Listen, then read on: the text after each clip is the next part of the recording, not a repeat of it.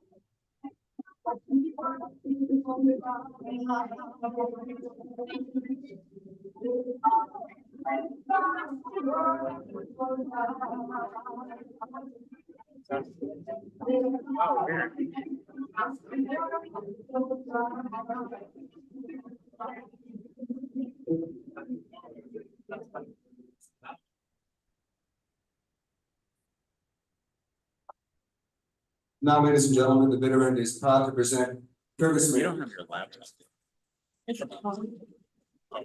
Right, get it.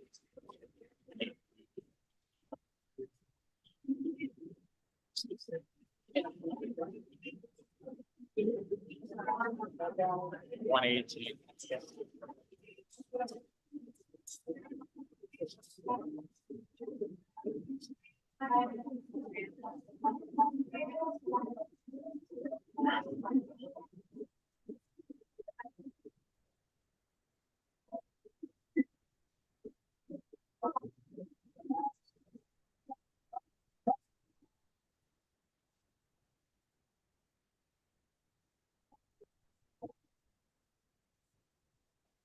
Oh yeah, that's Murphy.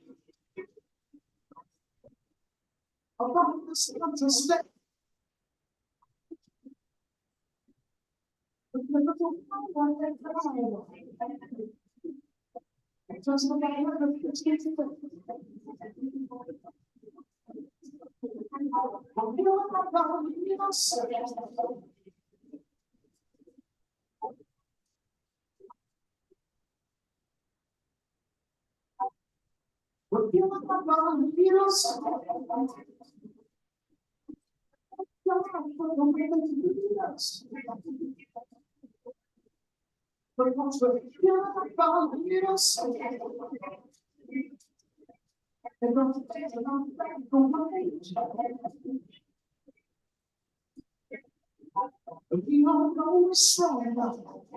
We all know we're strong enough. We all know we're strong enough. But we've got to fight to make it right.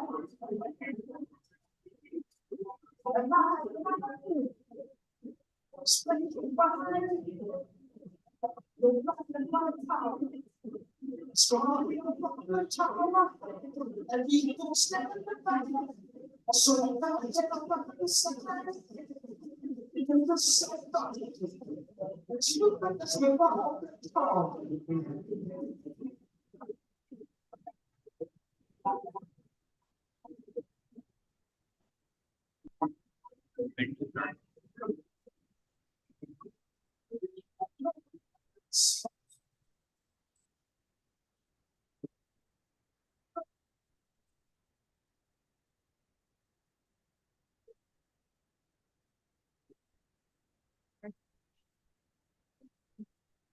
Uhuru.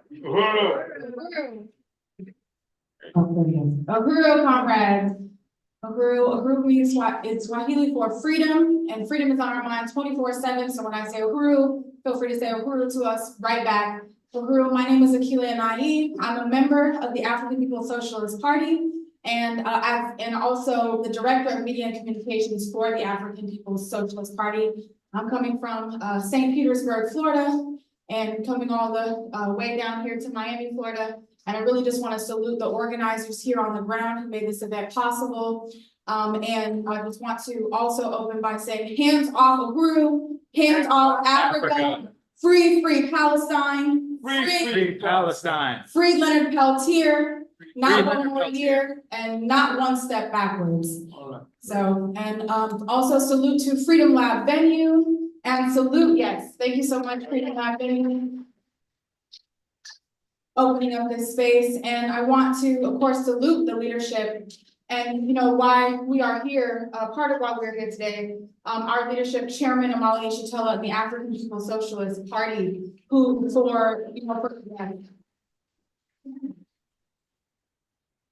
the chairman's personal history extends 60 years of service towards the African liberation struggle, having, you know, started out in political life as a member of the Student Nonviolent Coordinating Committee, having tore down this racist offensive mural in the city of St. Petersburg in 1966 and hit with a 5-year prison sentence, and never ever conceded the struggle, continued to organize the junta of militant organizations, JOMO, which organized really important in Florida and throughout the South, and eventually will come together with 2 other organizations to form the African People's Socialist Party in 1972. So despite all of the attacks that came from the period of the 1960s, we know the assassinations, the imprisonment, some of those who are still rotting in prison today as a consequence of struggle for liberation, that has not deterred Chairman Omali Yeshitela, including the attacks that were made on us on July 29th by the US government in 2022. We have continued fighting, we have continued to build, we have not been driven underground, and the struggle against colonialism can be seen all throughout the world today. And that is a consequence of the leadership of Chairman Omali Yeshitela and the African People's Socialist Party.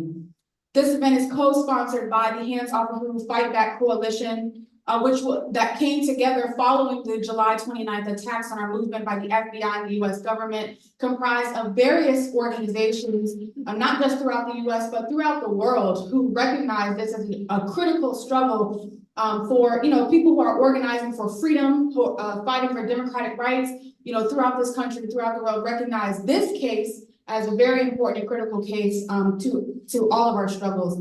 And it's also co-sponsored by the Uhuru Solidarity Movement, which is an organization that works under the leadership of the African People's Socialist Party. It's an organization of white people with the mission, with the assignment to go into the white community and organize reparations to African people in solidarity with the struggle of African liberation against colonialism. And so these organizations came together today, and we also have endorsements from many organizations and from those we'll hear in just a moment. It is powerful to be here in Miami. It is a historic city of African resistance on the face of brutal colonial conditions. And it's also, the African People's Socialist Party has incredible history here as well, including during the rebellions following the 1980 police murder of Arthur McDuffie. APSP, again, we're leading the struggle against colonialism, not this, nonsense called racism, the feelings in white people's heads about how they feel about African people. That is not our struggle. Our struggle is for power. Our struggle is for self-determination. That's the struggle that Palestinians are engaged in right now in Palestine. That's the struggle that the Vietnamese were waging when they were fighting against French colonialism. That we are in a struggle against colonialism. It's not many different colonialisms. It's one colonialism. It's one colonizer who assaulted the whole entire world to create this existing social system. So that's what the party was set out to do, not to change anybody's minds about how you feel about African people, but for African people to be free and in control of our own lives and destinies. Right. And that's why we come under assault, because there's no other explanation. They give that we have these bogus charges that our comrades are facing right now, but it's because of the fact that we have refused to surrender the struggle of African people to be free and humanity to be free, because we recognize that the world in the deep state of crisis, the profound state of crisis, is driven by the fact that those who have been enslaved, who have been forced and dominated all over the world, are fighting to be free, fighting for their land, their resources, and they will be free. And that's the struggle that we are engaged in right now, and that's why they want to put this organization in prison. So we are here to talk about the case of the Uhuru Three and to tell you what you can do to join this fight back, to defeat this vicious assault on free speech and the right of African and colonized people to fight for our liberation. I was one of the unindicted co-conspirators, still characterized as an unindicted co-conspirator on July 29th when the FBI came with violent pre-dawn raids in our homes in St. Louis, Missouri and in St. Petersburg, Florida, multi-city raids. They jammed our phones. We couldn't even communicate with one another. Assault rifles, flashbang grenades. And, I mean, these thugs touting, just the army gear and, military vehicle tanks, inside of our community almost. And, so when they came to us on July 29th of 2022, they were characterizing us then as unindicted co-conspirators and some, plot to sow discord being engineered by Russia. This is not some new, kind of phenomenon. We've heard that African people are fighting against genocide, fighting for reparations because the Russians told us to do it. That's the explanation that they're trying to pass over on all of us. So, so we had 9 months after they raided our homes and we were expecting indictments. In April it was April of 2023, where Chairman Omali, Yeshitela, Penny Hess, and Jesse Neville were indicted by the US government on bogus charges of being Russian agents. And so that's what we're here in part to defend and to say, drop the charges on the Uhuru 3, but as a part of the struggle to, make sure that free speech and specifically anti-colonial free speech, is protected and we can continue doing the organizing. The space that we have opened up through our blood, sweat, and tears remains open. That's what we're here for today. And we recognize that Chairman Omali Yeshitela is the primary target. Again, for 60 years, they couldn't run this brother underground. And, so they won't be successful in making another political prisoner. Our goals for today are to mobilize a massive presence from Miami to Tampa, Florida for the August 31st, Not One Step Backwards March and Rally, and the trial that's coming in September, that kicks off September 3rd of this year. We want everyone there. We want thousands of people there saying, hands off Uhuru, drop the charges on the Uhuru 3, defend the right to freedom of speech. And we are putting the state on trial. They think they're putting us on trial. No, we are putting them on trial. They have to deal with this contradiction where they say that there is freedom of speech, for all. Here's this constitution. We're making them have to deal with that question by exposing the fact that they are willing to attack themselves, their own democracy, to put Chairman Omali Yeshitela and this movement in prison. And so we're also exposing all of the atrocities, this social system, how illegitimate this system is to put Chairman Omali Yeshitela and the Uhuru 3 on trial despite everything that it's done to be able to maintain its place on the top of the world. We don't even have to go into, and we will say some things about what the US is doing throughout the world right now, the genocide that is being carried out in Palestine, what is happening, throughout the world, in Africa itself, all of the atrocities. America's hands are covered in blood. What's happened to the indigenous people right here on their own land, the fact that this is stolen land, and we're the ones going to trial. So all of that stuff is coming out to the surface. It's something they cannot run from, and that's why we say we're putting the state on trial. These are things that they have to respond to. So I'd like to welcome up Comrade Kafira Barron, who plays a really important role here, right here in Miami, organizing as part of the Uhuru Solidarity Movement, and to just talk about today's event and say a few words about the amazing group of organizations that came together to make this possible. So Uhuru is here. Thank you, Dr. Akila. I really appreciate that opening remark. I'm Kafira Barron. I've been an organizer with the Uhuru Solidarity Movement for about a decade.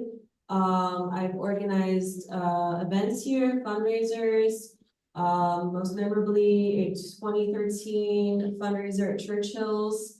Miami has always been a significant place for political organization. And I see a huge importance for this to be happening right now. I want to recognize all of the speakers and the endorsers that made this event possible. First of all, I want to honor Chairman Omali Yeshitela for coming.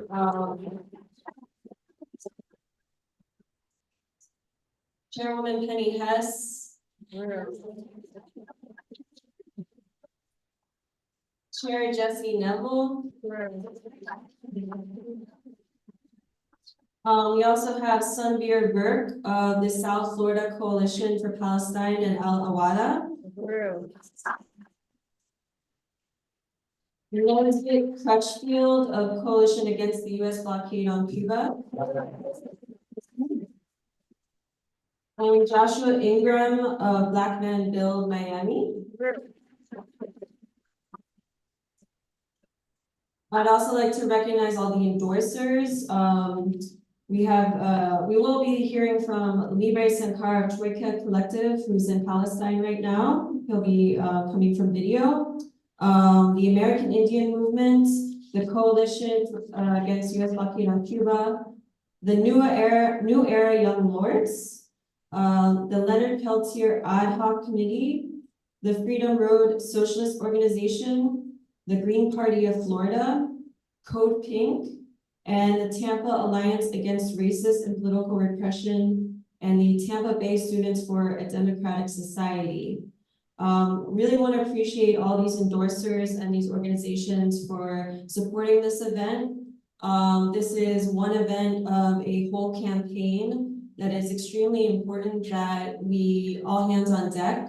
Omali Yeshitela has quoted Sundiata Akoli, I believe, who would say, more sweat in times of peace means less blood in times of war. And that quote has always stuck with me because this is really the time that people should be coming together to find effective ways to challenge colonialism and imperialism on the ground here in Miami, which is Tequesta land. I want to recognize, that a lot of this area is being gentrified, Little Haiti, Liberty City, and gentrification is a slower, quiet violence. Historically speaking, white people would gather around in mobs and go into Black communities and violently, collectively, culturally push the community out and mass murder the community. And instead, we have the state on our behalf doing those types of acts of violence, and it's happening in the crevices, in the shadows. And it's more important for us to step up as white people to take on the responsibility for challenging these conditions that we benefit from. I don't want to take up too much more time, and the speakers are going to say much more on that, so pass it back over to Akile. Uhuru.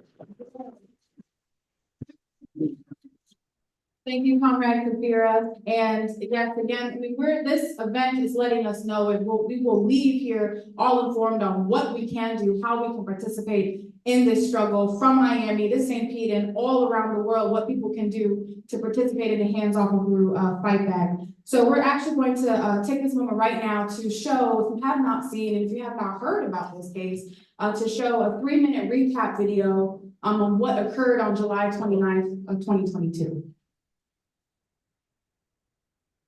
This is the FBI. You have a federal warrant for this address. Keep your hands up and follow orders. This is the FBI. We have a warrant for this. They handcuffed me and my wife out here.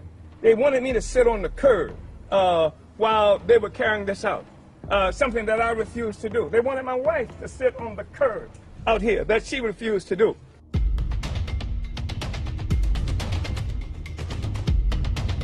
As I was coming out, this big old drone met me.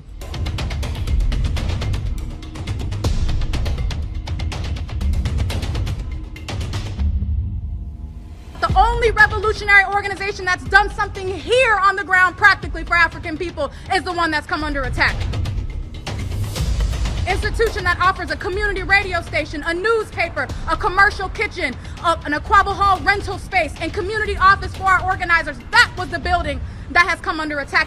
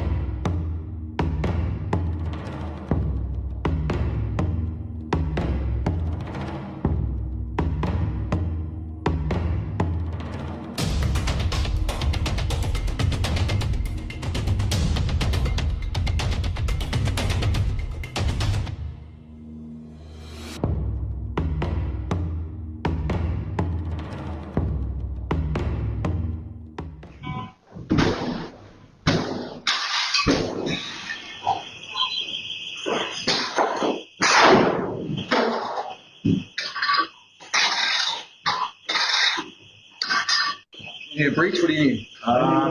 They won. I don't know. Well, told them the money. Don't take it.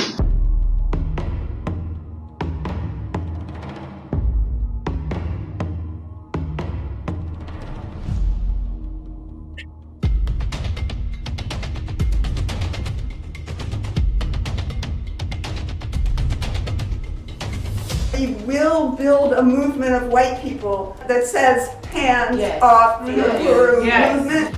They see in the African People's Socialist Party a vanguard for the struggle for the liberation of our people. They see that because not just what we do here in the United States, but because we had the temerity to do like Garvey, to do like Malcolm X, and take the struggle of black people around the world.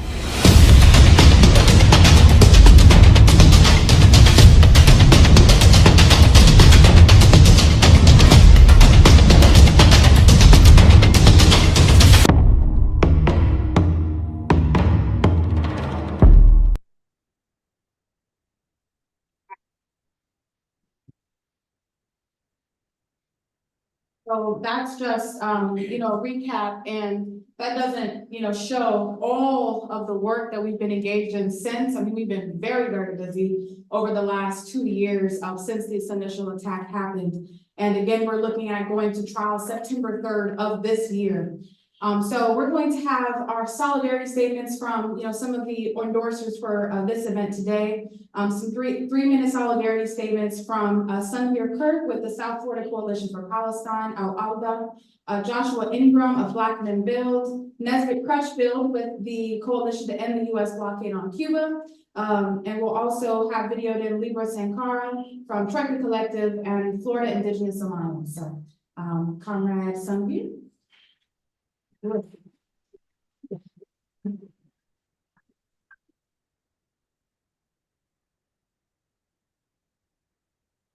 Uhuru. Hello, everybody. My name is Sunbeer Berg. I want to start this statement by thanking the organizers of this event for allowing me to speak, and I want to thank my co-members of Al-Awda Palestinian Right to Return Coalition for selecting me to speak at this event. As the genocide marched on the Gaza Strip has intensified over the past 8 months, so has the attacks on free speech in America. We have seen anti-Zionism be weaponized as anti-Semitism. We have seen Palestinians be assaulted and killed in this country for the mere crime of their existence. And we've even seen presidential candidates use the term Palestinian as a slur.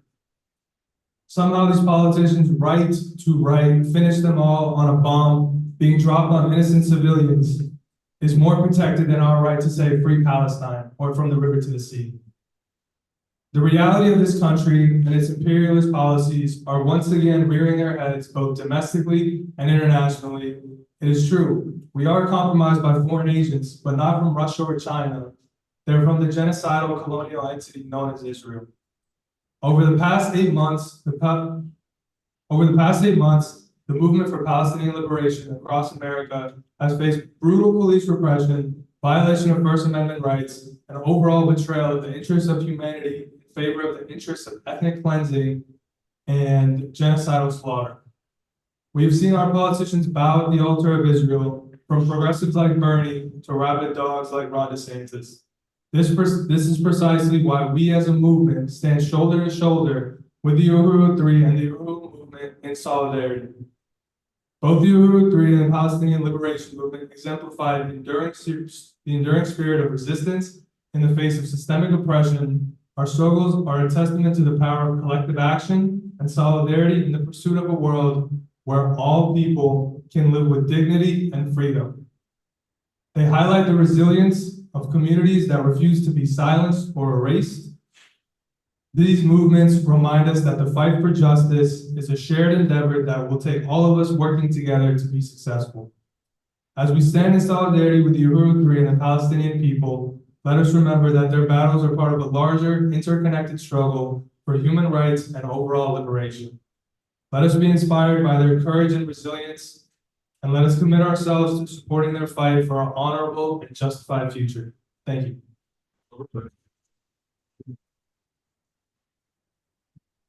Thank you, Comrade Sunbeer. From the river to the sea, Palestine will be free. Uhuru. And next we have Comrade Joshua Ingram with Black Men Build.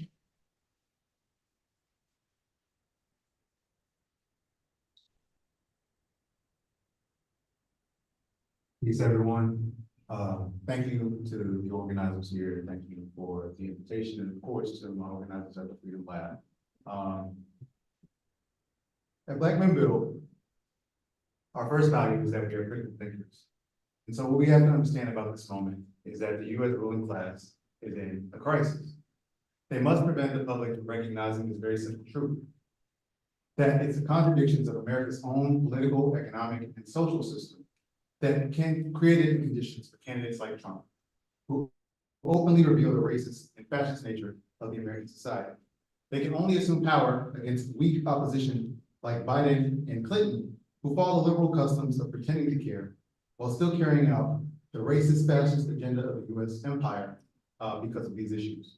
And so we have to understand that the reason the Uhuru three are here today is because they stand accused of being manipulated by Russia, specifically working for Alexander Ionov, I believe they say is a Moscow-based organizer out of Russia who wanted to carry out this campaign of interfering with the U.S. election. The problem with this story, if we are critical thinkers, is that it has been the story of Black people from the beginning, since we were stolen away and brought here. The Haitian Revolution, the first successful slave rebellion, when they were able to kill their enslavers and colonizers, one European commander to another stated that it couldn't have been the enslaved, it must have been some mulattoes and white rappers.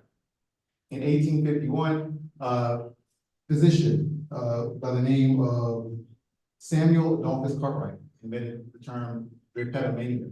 He said that Black people who ran away from slavery were clinically insane. He called it a psychological condition. And so we see this pattern of denying Black people agency. Fast forward, Malcolm X in the Nation of Islam was accused of taking bribes and influence from the Dragon Society in Japan. Martin Luther King was also accused of being a communist. In his famous letter from the Birmingham jail, he wrote about this myth of outside agitators. He said, injustice anywhere is a threat to justice everywhere, as we all understand. And also, never again can we afford to live with narrow, provincial, outside agitator ideas. Anyone who lives in the United States can never be considered an outside agitator anywhere within the U.S.'s bounds. They are accused of trying to manipulate the American public into thinking that it was Russians who got Donald Trump elected.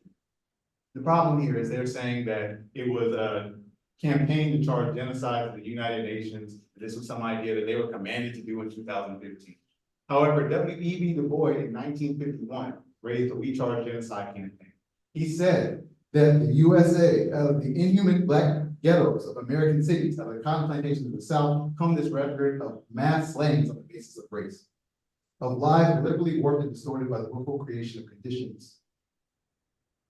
So, making premature death, poverty, and disease. It is a record that calls aloud for condemnation for an end to these terrible injustices that constitute a daily and ever-increasing violation of the United Nations Convention on the Prevention and Punishment of the Crime of Genocide. This was in 1951. Before that, they tried to raise the same issue in 1946 with the protest of First Lady Eleanor Roosevelt. And so we see over time this issue of white people realizing what is causing their political issues comes to bear, and they say that Black people can't be in charge of our own destinies, in charge of our own liberation. And so to that, I say peace to the nines, I say hands off Uhuru. Black people have always been in charge of our own destiny. Russians didn't tell us anything.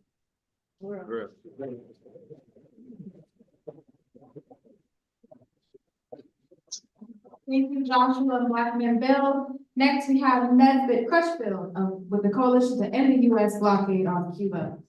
Through.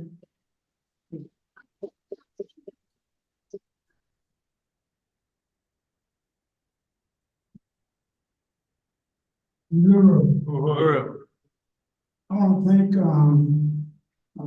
the Uhuru organization for inviting us here today. My name is Nesbitt Crutchfield.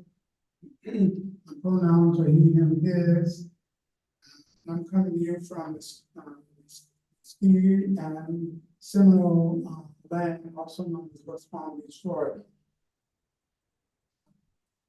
The coalition to end the blockade against Cuba is an organization of over several organizations that are trying to not only lift the blockade against Cuba, but take Cuba off the state sponsor of terrorist list and remove the sanctions from Cuba and also return Guantanamo to the Cuban people. We are part and parcel of an organization that deals with freedom of speech and freedom of assembly. Now, 1 year ago,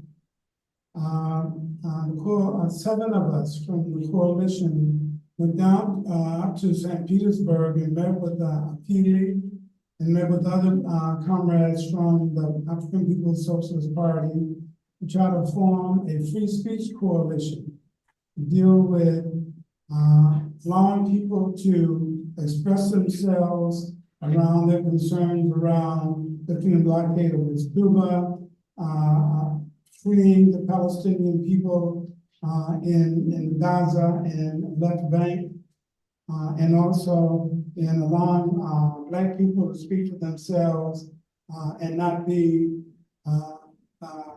house this and house that in reference to what the white man wants to say. You know, today is my first pleasure to meet with the chairman, with Peggy and with Jesse. And I want you to know it's my pleasure, it's my honor. Stand your ground, stand up straight, and continue to fight, because it's one thing you must keep in mind, is you today, it will be us tomorrow. Because what they're trying to do is they're trying to shut all of us up, they're trying to intimidate us, they're trying to make people think that you cannot think for yourself, and when you think for yourself, then they associate you with some European over thousands and thousands of miles away from here saying that he taught you how to talk, he taught you how to suffer, he taught you how to explain that you must be released from this oppression. So our position is free and keep free the new 3. Please invite us to the trial on the 3rd of September. We want our front row team, okay? We support you, Uhuru. Uhuru. We join the call to say hands off Cuba, Yes. hands off Africa. Uhuru, thank you, Comrade Nesbitt. And just wanted to also say that, you know, the chairman makes a really important point that not only are they trying to take away our right to say these things, but they're trying to take away the right for people to hear it as well. And, you know, they cannot stand the analysis because it challenges everything that it's ever told everybody about who it is, what it is, and, you know, so it does not want you to hear this analysis and an alternative for the future. So we have coming in from video, I believe, Comrade Libre Sankara from Troika Collective. Uhuru, comrades, I hope all is well. I'm sending international solidarity from Gaza. I'm Libre. I helped to organize this event in Miami because I understand the importance of exercising our rights of freedom of speech. I want to send solidarity to the Uhuru 3, Chairman Omali, Yeshitela, Jesse, and Penny, as they continue to fight against the United Snakes of America and exercise their rights that under the so-called democracy that the U.S. has become a privilege, and you can only exercise it if it's not against the government and if you're not critical of the U.S. government. Like I said, I'm here from Gaza. We're here in international solidarity with the Palestinian people and the people of Gaza.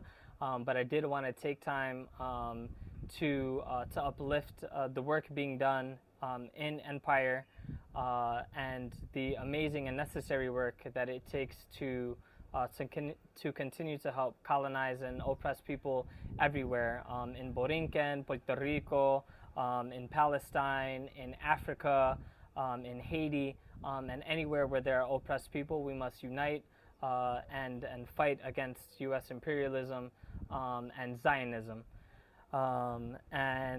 Today I will be sharing a few poems with you all. Art is a tool of liberation. It should be used to be a reflection of the working class people, to help the minds of people to realize that they need to continue to fight and organize. So hopefully this gives you a little bit of an idea of the reality here in Gaza, as you all continue not only to fight for the Uhuru 3, but for the liberation of Leonard Peltier, all political prisoners, and for a free Palestine. So here goes a few poems. The first one is called Watermelon Tears.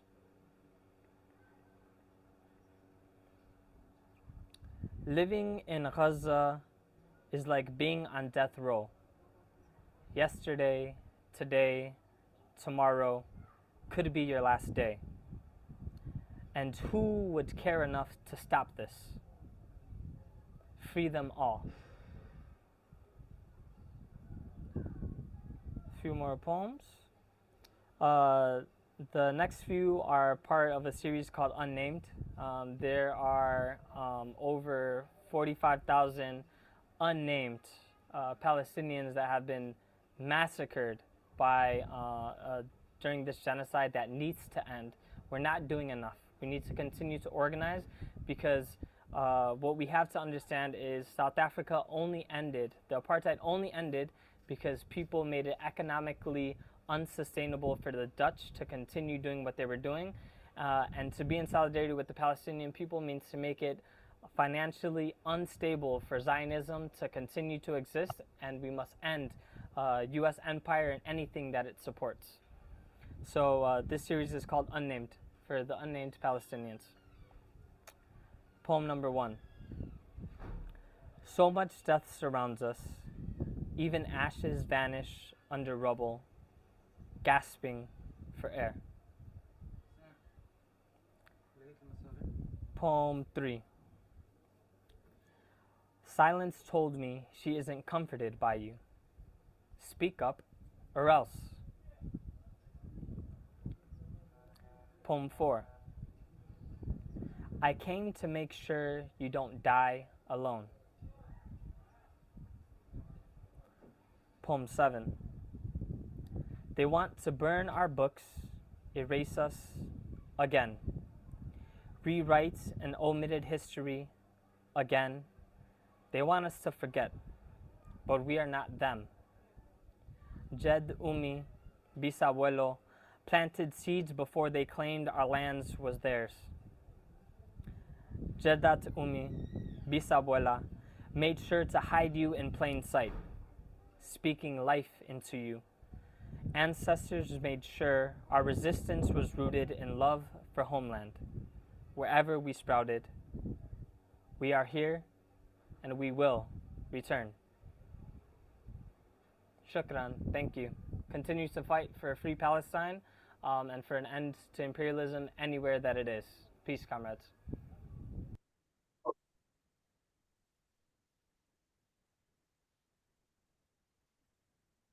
I want to thank those words from Comrade Libre, and want to just double check, is there anyone representing Florida Indigenous Alliance in the room today? Okay, all right, so Florida Indigenous Alliance is one of the endorsers for this event, and we do, have a really important long-standing relationship with recognition that, our struggles as African people to be free are directly connected to the struggle of Indigenous people to be free and to have, their own land. We say, just like from the river to the sea, we say from sea to shining sea, Indigenous people will be free, Africa will be free, Palestine will be free. So, Uhuru, that will conclude our solidarity statement section. And we'll now hear from the Uhuru 3, who've come to us from St. Petersburg, Florida, and also St. Louis, Missouri. And first, we're going to hear from Comrade Penny Hess, who is the chairwoman of the African People's Solidarity Committee, which is the organization of white people under the direct leadership of the African People's Socialist Party. And Comrade Penny is no Russian agent. But she did learn everything that she knows in terms of, her participation in the struggle in solidarity with African liberation from Chairman Omali Yeshitela and the leadership of the African People's Socialist Party, and has been doing so since 1976 when the African People's Solidarity Committee was formed. So Penny is also the author of the book Overturning the Culture of Violence, which we do have today as well. And again, is one of the Uhuru 3 indicted and facing 15 years in prison on these bogus charges. So Uhuru Comrade Penny.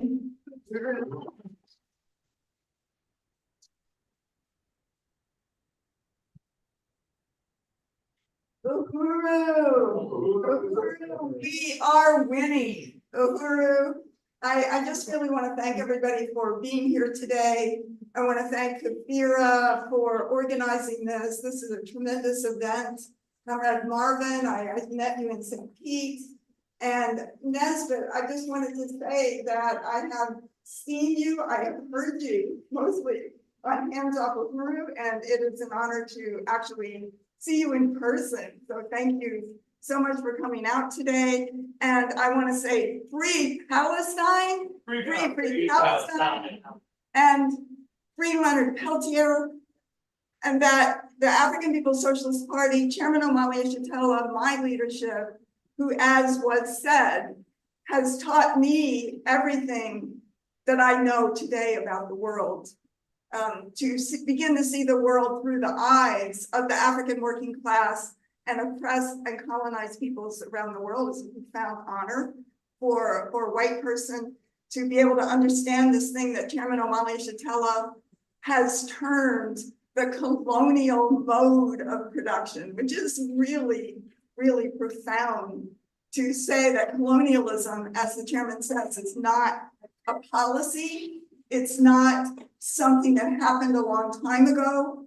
It is the essence of the system that we live in today, that was born on the assault on Africa by Europe, the kidnapping of African human beings, the theft of African labor and resources for hundreds of years, continuing until today, built on the genocide of the indigenous people throughout this entire hemisphere, from Alaska to the tip of Chile, all the Caribbean, stolen by white people with the barrel of the gun, and wiping out whole peoples that lived here, that thrived here, so that white people, so that Europeans could live at the highest standard of living on the planet Earth. And I want to salute Director Akile and you were amazing. Yeah. And I just want to say that Director Akile is the director of the party's whole department of agitation and propaganda, the editor of the Burning Spear, and much more, Uhuru Radio, etc. So wow, amazing.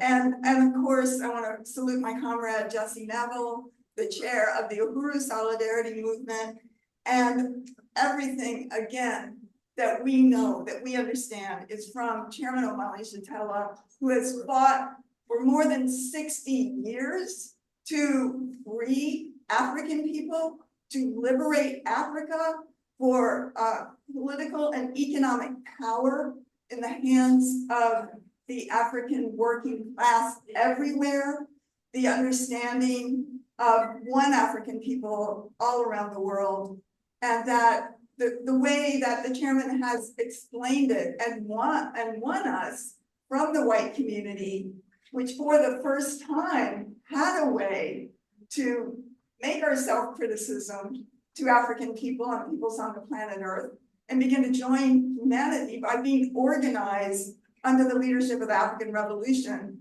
When Africa is free, as the chairman has said, everybody will be free because the system won't be able to continue to uphold itself at the expense of anyone else. And that for the first time in history, the African Revolution created a solidarity organization, a way for white people to go into the white community under the strategy and leadership of the African Revolution. And that our work has always been to fight for and raise reparations to African people, for the work of the African People's Socialist Party and for the struggle for liberation of African people. And that is why Chairman Omali Yeshitela and Jesse and myself are facing indictment today. Not because we're under the leadership of the Russians, but because Jesse and I are under the leadership of Chairman Omali Yeshitela. And that is profound, but the chairman is fighting. We will never be silenced. The voice of Chairman Omali Yeshitela will never be silenced. It's too late now. No matter what they do, it is out there. The Burning Spear newspaper has been out since 1966 or 68. The Uhuru Black Power 96 radio station is there. The voice of the African working class and the African People's Socialist Party is out there in the world. The party has membership on the continent of Africa, throughout the US, in the Caribbean, and in Europe and around the world. It is growing, and we know that within our lifetime, even my lifetime, African people will be free, and that is the goal. So I am one of the Uhuru Three, as I said. I am the chair of the African People's Solidarity Committee. We are facing 15 years in prison, and they seem to be very serious about going forward on this. And we are facing charges only for our words. We are not even charged with violence or theft or fraud or anything that is supposed to be a crime. The only thing that we're charged with are the words, the things that we have said, all of which are supposed to be covered under this so-called First Amendment that, of course, was created for white people when African people were enslaved.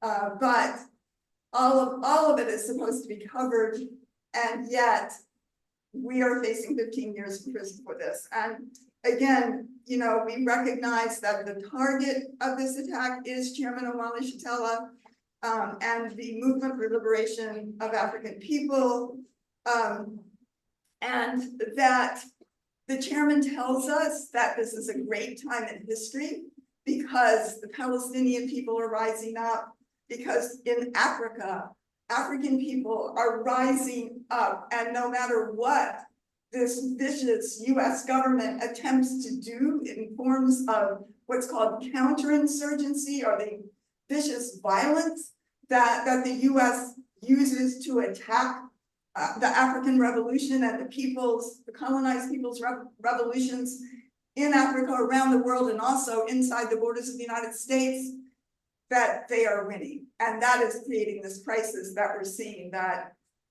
you know, we see with Biden, who can't even talk. And, you know, we join in saying that the chairman has given us the opportunity as white people to see the world through the eyes of African and colonized peoples, and to recognize the reality that we live in a system built on the enslavement of African people and the genocide of the indigenous people. We are under the indictment, we're facing trial September 3rd. And as has been said, we call on everybody to come to be in Tampa on September 3rd, but also actually on Saturday, August 31st. Hands Off Uhuru, and the Uhuru movement is holding a mass demonstration, a march, not one step backward march in St. Petersburg. Hope, you know, let us know if you can be there, and do everything that you can to be there. That we are being charged with conspiracy to, quote, commit an offense to defraud the United States, when everybody that knows the party knows that everything that you need, that you would want to know about the party, everything that there is to know about the party, is printed on the pages of the Burning Spear newspaper every month. And we are also we're also charged with, quote, failure to register as a foreign agent of Russia, which they say that Chairman Omali Yeshitela, despite having been out there in the African community fighting for freedom and liberation since 1966, somehow in 2014, very specific here, became an agent of Russia. Right. So, please, and that the chairman is 82 years old. He has fought for the liberation of Africa and African people for 60 years. And the chairman has always fought not just to explain the world, but to change the world. And he has changed the world. And again, we are innocent. And yeah, so let me just see a few more notes here. I don't usually use my phone like this, but hold on one second.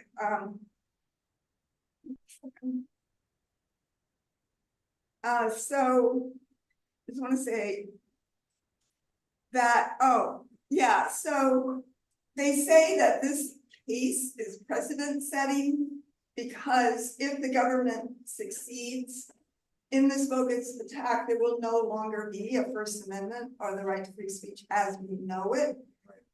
That they will be able to use any reason whatsoever to make an attack like this on anybody else in the US that they don't like their words. So the First Amendment as we know it will be gone. But I also want to say that in another way, this attack on the party is normal, as the chairman has said. It is what has happened to African people for decades. And if you look at in the past, the attack on Marcus Garvey movement in the early 1920s, on W.E.B. Du Bois, who faced almost exactly the same charges as the chairman, as have come down against the chairman. And Paul Robeson also was charged with being a Russian agent and et cetera, so others. But we also know that this system and this government has implemented and carried out an entire program of counterinsurgency against the African Revolution of the 1960s, of which COINTELPRO was a part, and that which assassinated Martin Luther King, Malcolm X, and others, Fred Hampton, and imprisoned African people, some of whom are still in prison today from the 1960s, for struggling for political and economic power over their lives, and the overturning of colonialism, not just racism, the ideas in white people's heads, but the entire political and economic system, as has been said, that was built on the backs of African people, and which the colonizers, the white population, still sit on the backs of African and indigenous people. So I am going to say that again, as the chairman has explained, colonialism is not something of the past, it's not a bad policy. It is the reality in the world today. It is brutal, and that the colonizers rule without regard to law, and what they call, some people call, as the chairman has explained, fascism, is in fact the conditions of colonialism that African people experience every single day of their life. So I'm going to end this here, and I am very, very confident that with your support and with the support of so many others throughout the US, and with the principled solidarity with the right of African people to struggle for their liberation, their self-determination, and their freedom, that we will win. We will push back this state attack, this blatantly political attack against the voice of African liberation here and around the world.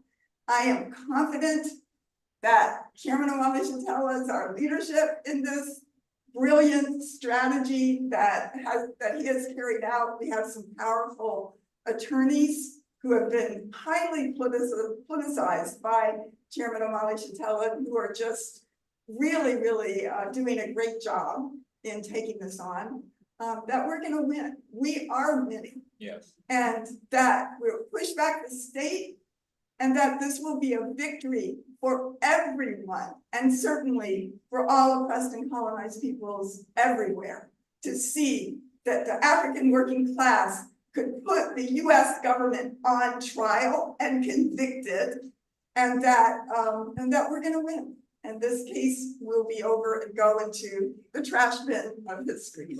Uhuru!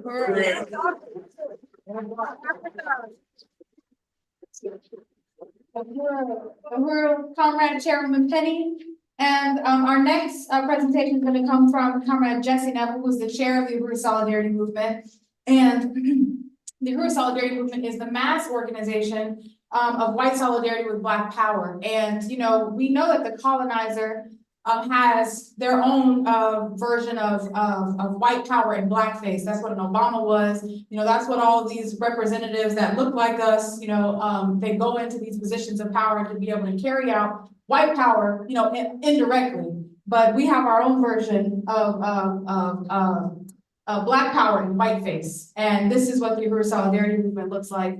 And again, under the leadership of the African People's Socialist Party, and as part of the party-led strategy to popularize the demand for reparations, which has been a part of the party's work for more than 40 years, Comrade Jesse ran for mayor in St. Petersburg, Florida in 2017 on a platform of reparations to the African community. And it's important to mention this because this is one of the things that the indictment points to, because we ran for office.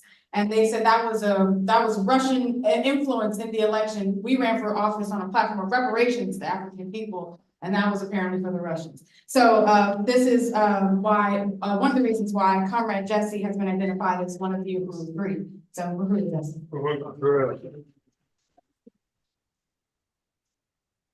Uhuru. Hands off Uhuru. Hands off Africa. Free Palestine. Free Palestine. Free Leonard Peltier. Free Leonard Peltier. Hands off Cuba. Hands off Cuba. Uhuru. Uhuru. Thank you, everybody. And I just want to start by saluting Director Akile Anai, the leader of the Department of Agitation and Propaganda for the African People's Socialist Party. I want to salute the powerful statement from Chairwoman Penny Hess, the chair of the African People's Solidarity Committee, and of course, join in saluting our leadership, Chairman Omali Yeshitela, the chairman of the African People's Socialist Party, who is here. And I also want to recognize Deputy Chair Onazane Yeshitela, Chair Mwezi Odom, who heads up the Hands Off Uhuru campaign, all of the organizations that endorsed this event today and this campaign to push back against these bogus charges on the Uhuru 3. And also want to shout out Comrade Kafira for organizing this event, Libre, who's in Gaza, who did what he could from afar to pull this event together, and everybody who came out. Shout out to Comrade Murphy, who's here with us, Uhuru, and everybody who's here with us today. So as Director Akile stated, along with Chairman Omali Yeshitela and Chairwoman Penny Hess, I am one of the Uhuru 3, and I consider that a great honor, a badge of honor that ironically was delivered to me by the United States government in the form of violent FBI military-style raids on July 29th of 2022. I am proud to stand with my leadership, Chairman Omali Yeshitela and Chairwoman Penny Hess, and we know that we will win, that we are winning. Yeah. So I think I have some slides that are going to be popping up here, and thank you also to Lisa and Marvin and all the comrades that are working on the AV. Okay, there we go. So I'm going to be talking about the significance of the case of the Uhuru 3 and the anti-colonial free speech movement that has arisen as a counteroffensive to these bogus charges. As Chairwoman Penny has stated, this case is the most serious political assault on the struggle for African liberation since the 1960s. This is a test case. If Chairman Omali Yeshitela and the Uhuru 3 are convicted, it opens the gates for the United States government, and this is a literal truth. It opens the gates for the United States government to charge anyone at any time for any speech that they want to criminalize, simply by alleging that your speech was spoken on behalf of a foreign government, simply on the basis that some of your views may align with the views of that foreign government. Next slide. When the US government indicted Chairman Omali Yeshitela and Chairwoman Penny Hess and myself on April 18th of last year, they published a press release with the indictment, the Department of Justice. They sent a press release to the media. In that press release, they stated that the Uhuru movement had, quote, weaponized free speech, weaponized the First Amendment right to freedom of speech. Chairman Omali Yeshitela has called on us to look at the history of the First Amendment. The First Amendment to the US Constitution, created as part of the Bill of Rights in 1789, ratified in 1791, when African people were still enslaved, written by the white men who were enslaving them. The First Amendment was never meant for African people. As the chairman says, as white people, we have to understand that when they attack the First Amendment rights of the chairman, they are assaulting the First Amendment itself, a right that was meant for white people to begin with. They are using the attack on Chairman Omali Yeshitela as the vehicle through which to dismantle free speech, period. So, and this is a quote from the chairman. He said, in response to their claim that we weaponized free speech, the chairman said, what was the purpose of free speech if not to be a weapon against tyranny and oppression? And on the next slide, so we saw the video earlier. On July 29th of 2022, the United States government raided 7 homes and offices of the Uhuru movement. This picture is actually from the chairman's and deputy chair Ona's house in North St. Louis. This is one of the armored vehicles among many that was used to carry out that SWAT-style raid on their home. And on the next slide, on the same day, July 29th, 2022, a federal grand jury in Tampa, Florida was involved in unsealing an indictment of Alexander Ionov, a Russian who lives in Russia. So he was not arrested, obviously. And in that indictment that was published on July 29th, 4 people were characterized as unindicted co-conspirators in an alleged Russian plot to sow discord in the United States. And those 4 people, as you know, were Chairman Omali Yeshitela, Chairwoman Penny Hess, Director Akile, and myself. So that's July 29, 2022. 9 months go by where no charges are filed. Nobody was arrested on July 29th, despite the fact that several people were handcuffed, including the chairman and deputy chair at gunpoint. Nobody was arrested.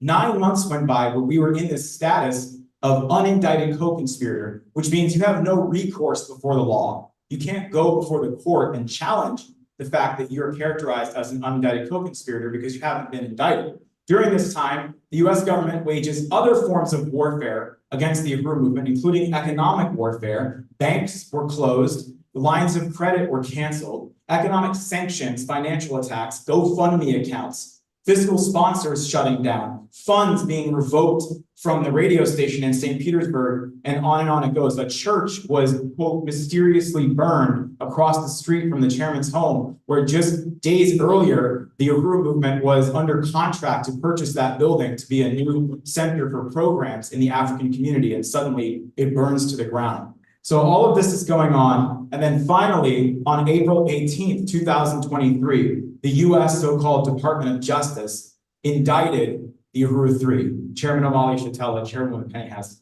and myself. And we are clear that Chairwoman Penny stated very eloquently that the primary target of this attack is Chairman Omali Yeshitela, the leader of the African Revolution. And the attack on Chairwoman Penny and myself, the Solidarity Front of the African Revolution, is a part of the attack on the chairman and the African People's Socialist Party.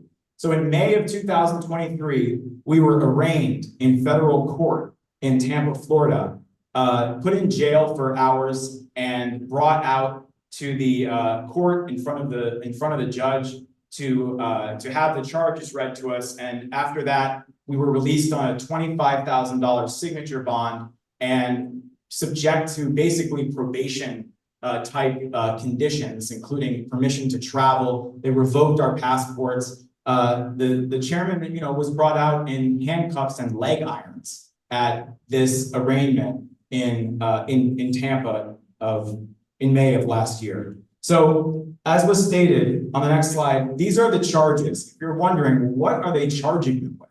They're charging us with 2 counts of felony violations of federal criminal statutes. One of them is 18 USC 951, which alleges that we functioned as illegal foreign agents of a foreign government without notifying the Attorney General's office. And that carries a maximum penalty of 10 years in federal prison. The second was conspiracy, 18 USC section 371, the general conspiracy law, which alleges that we were involved in a conspiracy to commit an offense against or defraud the United States government, which carries a maximum penalty of 5 years in federal prison. So as was stated, next slide, what is essentially alleged in this indictment is that despite 50 years, after 50 years, more than 50 years, 60 years of struggle for the liberation of African people for self-determination, led by Chairman Omali Yeshitela, that somehow in 2014, the chairman and the Uhuru movement became pawns, they say, in a Russian government conspiracy to sow discord and cause dissension in the United States, which is based on the insulting, slanderous, racist, anti-African premise that Chairman Omali or any African person in this country would require Russian education or influence to know that they're being murdered and oppressed and that they have a right to fight for their liberation. The chairman said it the best himself. He said it wasn't Russia that taught him to be a revolutionary that brought him to the African Revolution. It was America. And 2014, the year they claimed this conspiracy began, was also the year of Mike Brown in St. Louis, in Ferguson. And the chairman said on the steps of his house on July 29th, there were no Russians there when they killed Mike Brown. There were no Russians there when they killed Sandra Bland, Breonna Taylor, George Floyd, and so many others. That was the United States that did that.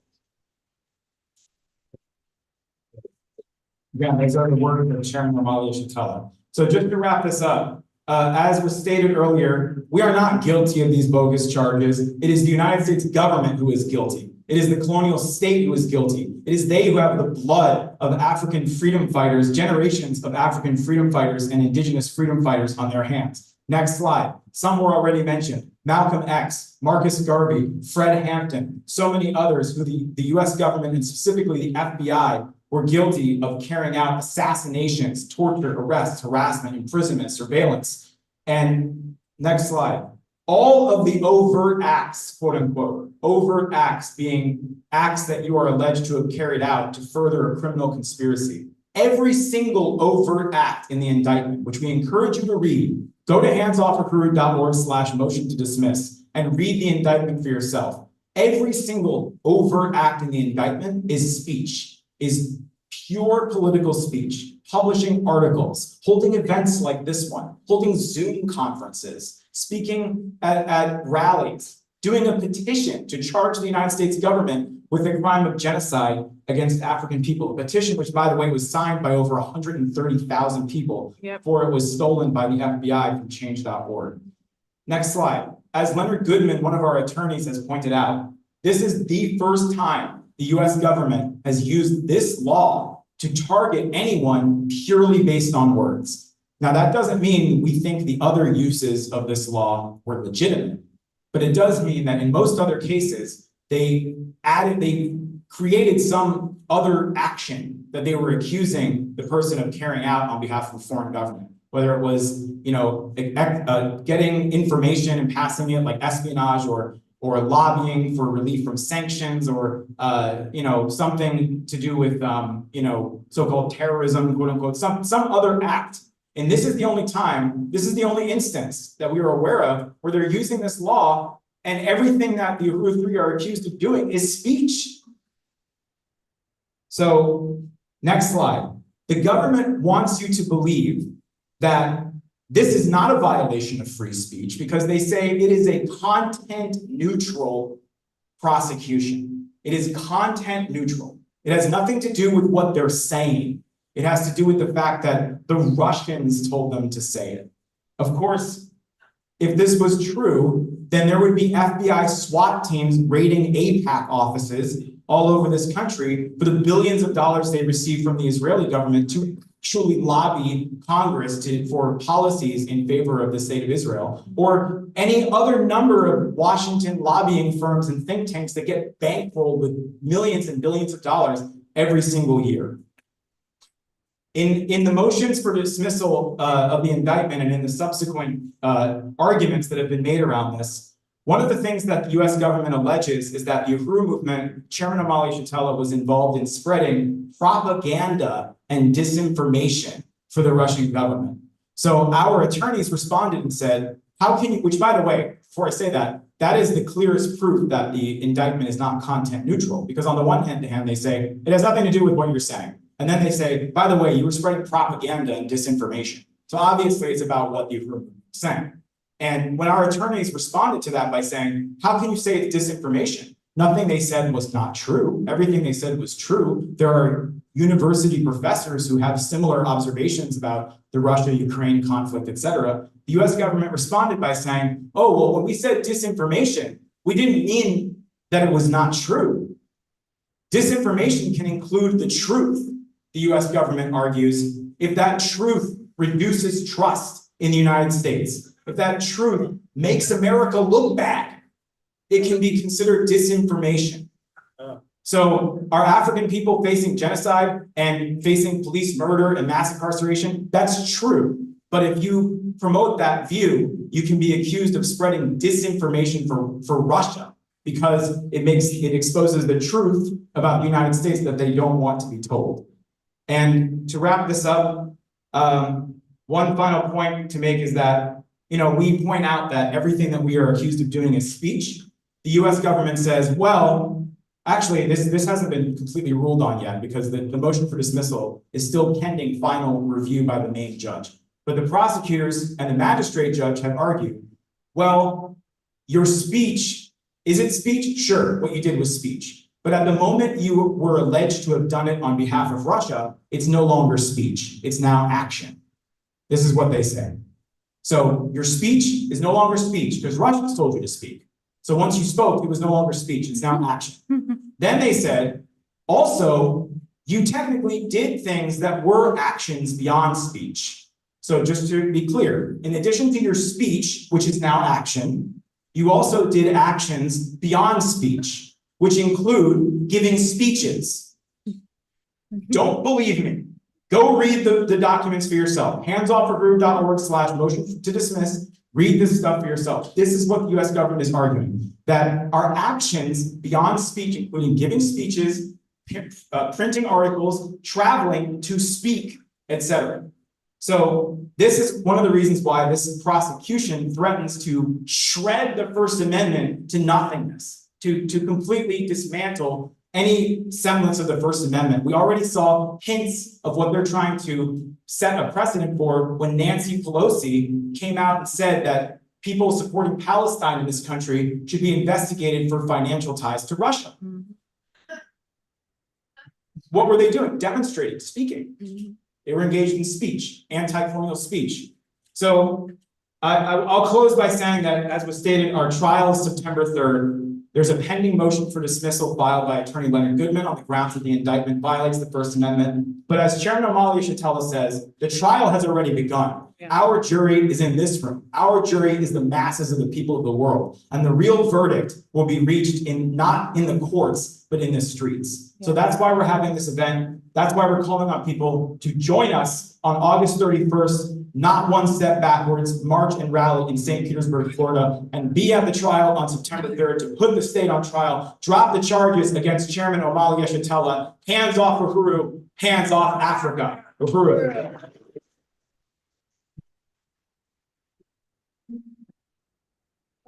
Comrade Jesse, I just want to reiterate going to the website to read the legal documents because we want this process to be as transparent as possible.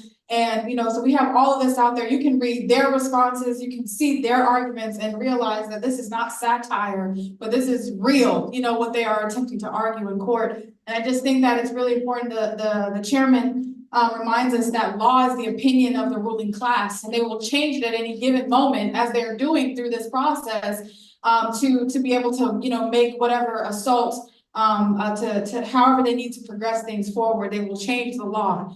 And so that's what we're looking at as well. And finally, from our Uhuru 3 panel, we have the primary target of the attacks, which is Chairman Omali Yeshitela. And he is the founder and leader of the Uhuru movement and the African People's Socialist Party. He is a worldwide and known revolutionary leader and theoretician, founder of the theory of African internationalism, which is what we are, the theory that's helping us to explain what we're talking about today, how we even understand this case, is based on this analysis, this theory of African internationalism. The chairman is the author of this theory, and the chairman has been fighting for the freedom of African people, for reparations and liberation for African people everywhere for over 60 years. And again, for African people, but for the entire planet. Recognizing that Africa plays an essential role in the entire world, and the assault on Africa was one of the primary necessities to create this existing social system defined by a colonial mode of production. And the chairman recognizes that you destroy the colonial mode of production, you free Africa and African people, you free the world. And that's what the chairman has set out to do for more than 60 years. And again, that is the basis for why he is the primary target of these attacks from the FBI and the US government.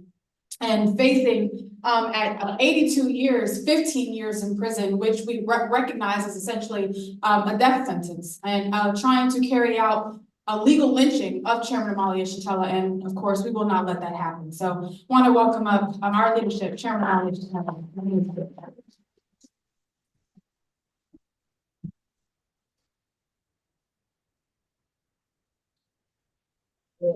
I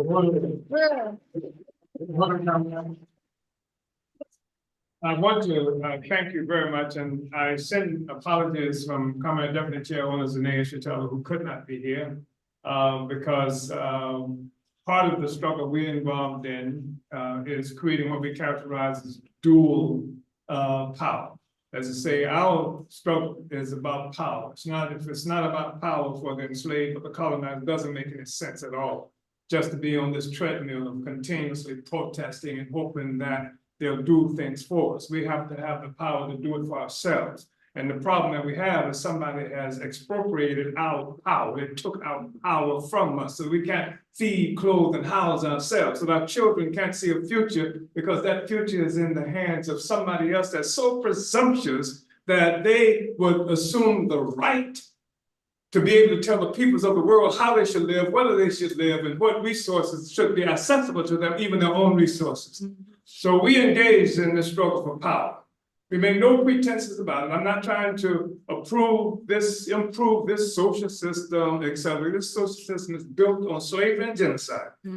And I think it's really important for me to say that about us so that you can know what it is we believe in, and hopefully it informs you of why this government had to attack us.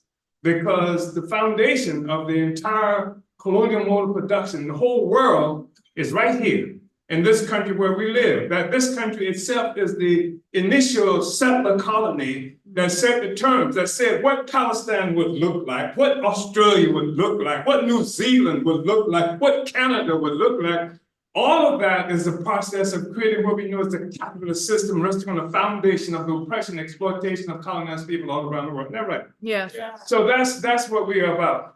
And so we have this process of struggling and creating dual power. We have something like more than 50 economic institutions that we've created throughout this country. And we've done an incredible job there in St. Louis, where they attacked us with the Black Power Blueprint. We transformed much of the entire north side of St. Louis, which is predominantly African place. We've created markets there. We've created housing there. We've created institutions that would train African people who are coming out of prison how to engage in the culinary arts. And we have bought houses for them when they get out of prison, men and women. This is the kind of work that we do. So it's concrete. It's not like some abstract concept about freedom and democracy. We're building it, constructing it. That's what it is about. And so the deputy chair, who Zanae Yeshitela could not be here, because we engage at this very moment in struggling to create a bakery cafe in this area that I'm talking about, where the Black Power Blueprint is being constructed right there in West Florissant in North St. Louis. And we're having some struggles with the city in terms of new procedures that they've developed. We think partially to block or make difficult what it is that we're trying to do to raise up the conditions of African people there. So I send apologies that she could not be here. I wanted to say that. I want to express a real appreciation for Comrade Yeshitela Naib. It's already been stated, but we are actually the unindicted, well, now the indicted 4 minus 1. Because Yeshitela was one of the persons who was an unindicted co-conspirator. And she was an unindicted co-conspirator because she ran for office. This is redundant. This is so ridiculous. You know, here you're talking about people engaged in armed struggle, trying to take power, control their own lives. They say in this country, you're supposed to be able to run for office if you want to impact what's happening in the electoral arena. So we run people for office. Yeshitela was one of them, and she ran against justice. Her slogan had to do an anti-gentrification. Make the south side of St. Petersburg black again. That's what we were fighting for. And Jesse Neville, who was running for mayor, ran on the slogan, unity through reparations. First time in the history of this country, reparations were put on the ballot. We did it.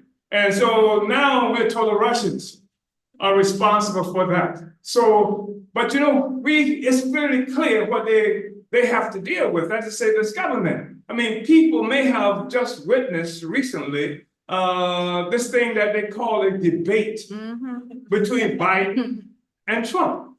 Now think about this, that's the best they got. You understand this? This is a contest between the best they got, Biden and Trump. And now you can understand, because that was a phony debate, now you can understand why they don't want us to talk. Right. You understand? They don't want us to talk. Because if we talk clearly, it demonstrates that the colonizer, the oppressor, cannot contend with us in terms of ideology and politics. They have nothing, no ground to stand on, so they want to make sure we can't talk.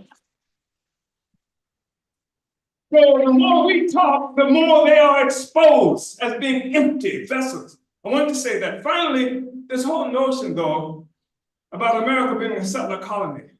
And I think it's important for us to recognize that statement, what it means, in part, is America is a war crime. Yeah. Its existence is a war crime.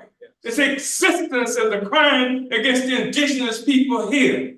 And I think that must be recognized by those of us that we're serious about making this struggle and what the hell it is we're fighting for, because otherwise we end up just on this treadmill of trying to improve a system based on genocide and slavery. That's what it's based on. It's lifeblood. It's genocide and slavery, and it has to concoct fantasies that will justify its existence and be able to attack all of us who try to break out of this oppression and exploitation that has been imposed on us with the very founding of the system.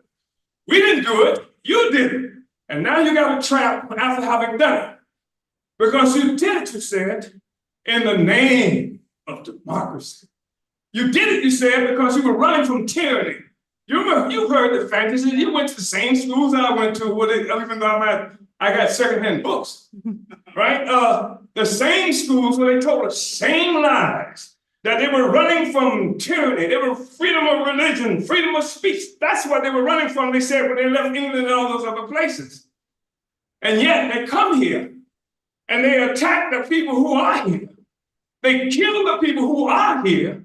And many of them are living today in concentration camps that people refer to as what? Indian reservations, right? This is the reality that we are talking about. Nobody likes that. I don't like it. I don't like the fact that I can't guarantee that my children will have a future, that I have to hope that a good white man who can remember his last name will get elected or something to that effect. I don't mind the life of my children. No. And I'm sure you feel the same way. So having said that, the First Amendment means nothing to them. It meant something as long as they could have this little space among themselves. But at the moment where Africans, indigenous people, engaged in struggle, even under these extraordinary rules that they had imposed on us, that forced them, that they had to recognize, they have to say, okay, you have rights too. You know we didn't have any rights. If we had rights, they wouldn't have to have a Civil Rights Act in 1964. If we had rights, they wouldn't have to have voting rights in 1965. I fought for the Civil Rights and the Voting Rights Act. Biden was against both of those. Yeah. He was opposed to both of those. Yeah. So we had no rights. And you had a convergence of some of the same kinds of contradictions that you see right now. War, murder against Palestine, and criminalizing people who even oppose the murder against the people of Palestine. You had during the time where the Civil Rights Act and Voting Rights Act were passed, you had murder, war, the initiation of napalm and things like that against the people in Vietnam. All the people in Vietnam was to live on their own land, have their own freedom without France and the United States dominating and saying what they could do. This is the world that we are engaged in changing. This is the world that the people are engaged in struggling against. And that's all that we saw. And then we saw the crisis that stems from that struggle, and those and others, Cuba. And of course, we saw that even these struggles started earlier, didn't they? We saw Bandung in Indonesia. What, 1955? Was that 55? Yeah. And then we saw, but even before that, the 1947, what? India becomes independent. 1949, China becomes independent. Well, we're fighting for freedom all around the world. Get the white man's foot off our neck. Everybody was fighting for that. Every damn body with any sense.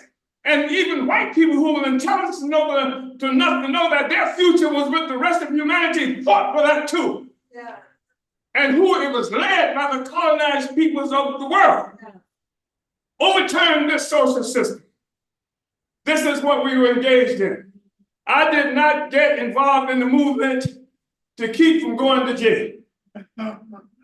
I got in the movement to overturn the oppression of African people. Yeah. And it's important to say that some people remember the name of Nat Turner. Nat Turner, 1831, he struck out in Tidewater area of Virginia. His slogan was strike at night and spare no one. And they killed several slave owners, and slave owners were supposed to die. I hope nobody's offended by that.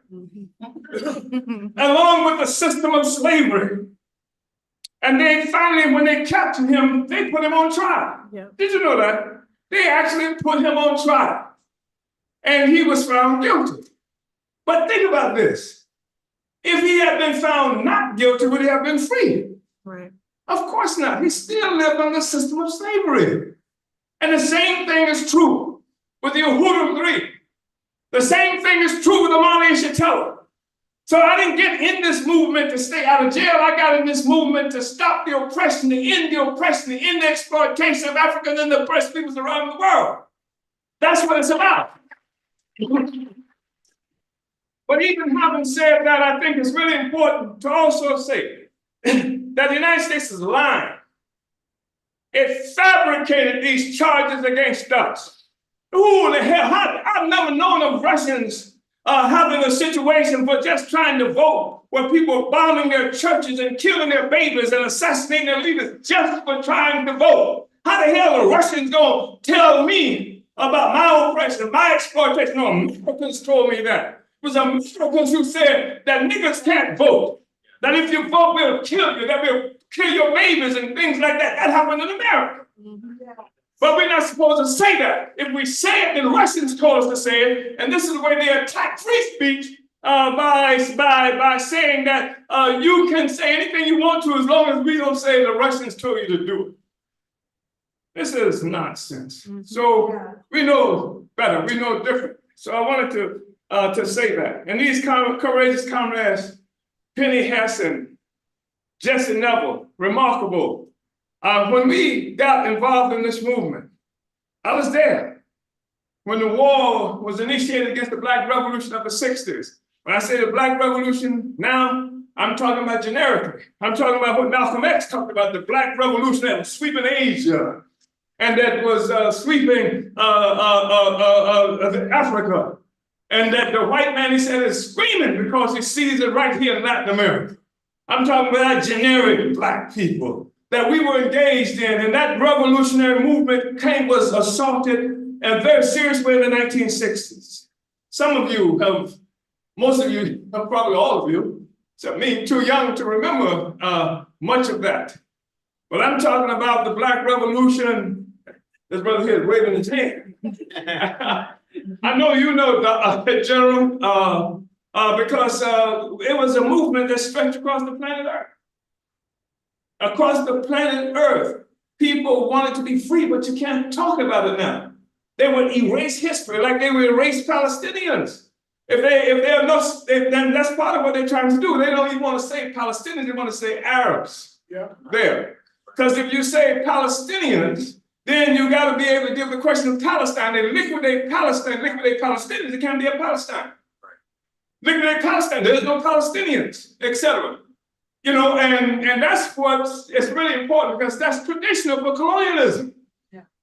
Because you can't get on a ship in Africa as Africans in 1619 and then get off in Jamestown, Virginia, the same ship as a Negro. If we were Africans when we got on the damn ship, we had to be Africans when we got off the ship. We were Africans then, we're Africans now. You don't even have to go to school to learn that. You go to school to unlearn that. So they are fighting Africa here. When they came and attacked Africa some 600 years ago, more than 600, 14, 15, this struggle that we involved in, Portugal initiated that with the attack on Africa that initiated what they characterized as the slave trade, the slave colonial process that snatched Africans up, and much of what we know as the Americas got created through that process. That's why there's a Cuba. Was no Cuba like that before. Was no Venezuela. Was none of that. It happened as a consequence of the attack on Africa and the forced dispersal of African people all around the world and throughout the Americas. Yeah. That's where it came from, but what they did, when they dispersed us the way they did, the contradiction just went with us. That's why they took the contradiction here. They attacked Africa and then brought Africans here under colonial slavery. And I remember. And that's the problem that they have because I remember. Because the memory continues. That's what history is all about. It's the collective memory of the people. That's why DeSantis and others say, don't teach history. Don't let history get told. Because that is our memory. And I remember that African people did have dignity, did have control of our own resources, had magnificent civilizations that created things that they still don't understand how the hell it happened, and I'm not going to tell them. So I just think it's really important for us to understand what we're involved in. This whole situation that has been created, that again on the presumption that a handful of people who just recently entered into history somehow have the right to determine to steal the labor, the life, the future, the humanity, the dignity of the vast majority of the people of the world, and that's all right. Mm-hmm. That's the thing that they have created. That's why the scientists don't want me to tell history. That's why Joe Biden's organization, the so-called Justice Department, would bomb my house at 5 o'clock in the morning. That's why they would come to the home of an 82-year-old man, right? While carrying assault weapons and armored vehicles and things like that. What do you think? They're Rambo? There are no charges of gun running. There are no charges of kidnapping. There are no charges of money theft or anything like that. Why the hell are they coming the way they come? Why would they put these armored vehicles in front of my house and call out in midnight? Why would they cordon off the entire neighborhood, the whole Black community, all of the colonized people in that community under arrest? Why, if it's all about if it's all about this question of working for the Russians, why they shut off our bank accounts? Why they burned the church right across the street from our house where we had on the contract that we're setting up no more programs for Black people who changing the contours of the city of St. Louis. Why they do that? Because they know that our objective, we plan to govern. We plan to govern. That's what we're organizing for. We create dual and contending power. Our objective is to become a self-governing people. That's the only way you can have any kind of dignity. Somebody is standing over you, controlling your resources, controlling your life, controlling your culture, and distorting your very soul. Because you cannot live as a slave, knowing that any moment, this force out there from some external force can shut you down, can determine whether your children will have dignity. Well, you can have, how can your children have dignity if you have none? How can your children have dignity when you permit them to live under enslavement? When you permit them to live in circumstances where every day the police are denying any kind of thing that they talk about freedom of assembly, freedom of speech. Who in the African community has free speech or free assembly? Sandra Bland didn't have it. Mike Brown didn't have it. All the people in the community that we know all around this country, anytime they want to. That's why I'm so offended by this nonsense. When white people get in trouble, they start screaming fascism, fascism. You got to fight against fascism. Hell, you fight against colonialism.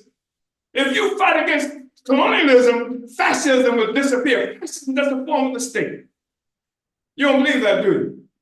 Remember the summit in the Second Imperialist World War, where you first heard of fascism.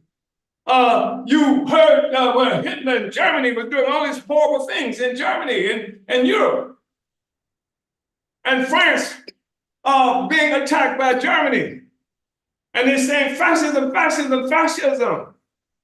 And France gained this reputation post-war, reputation. Been these great fighters against fascism. Remember that? I heard of France.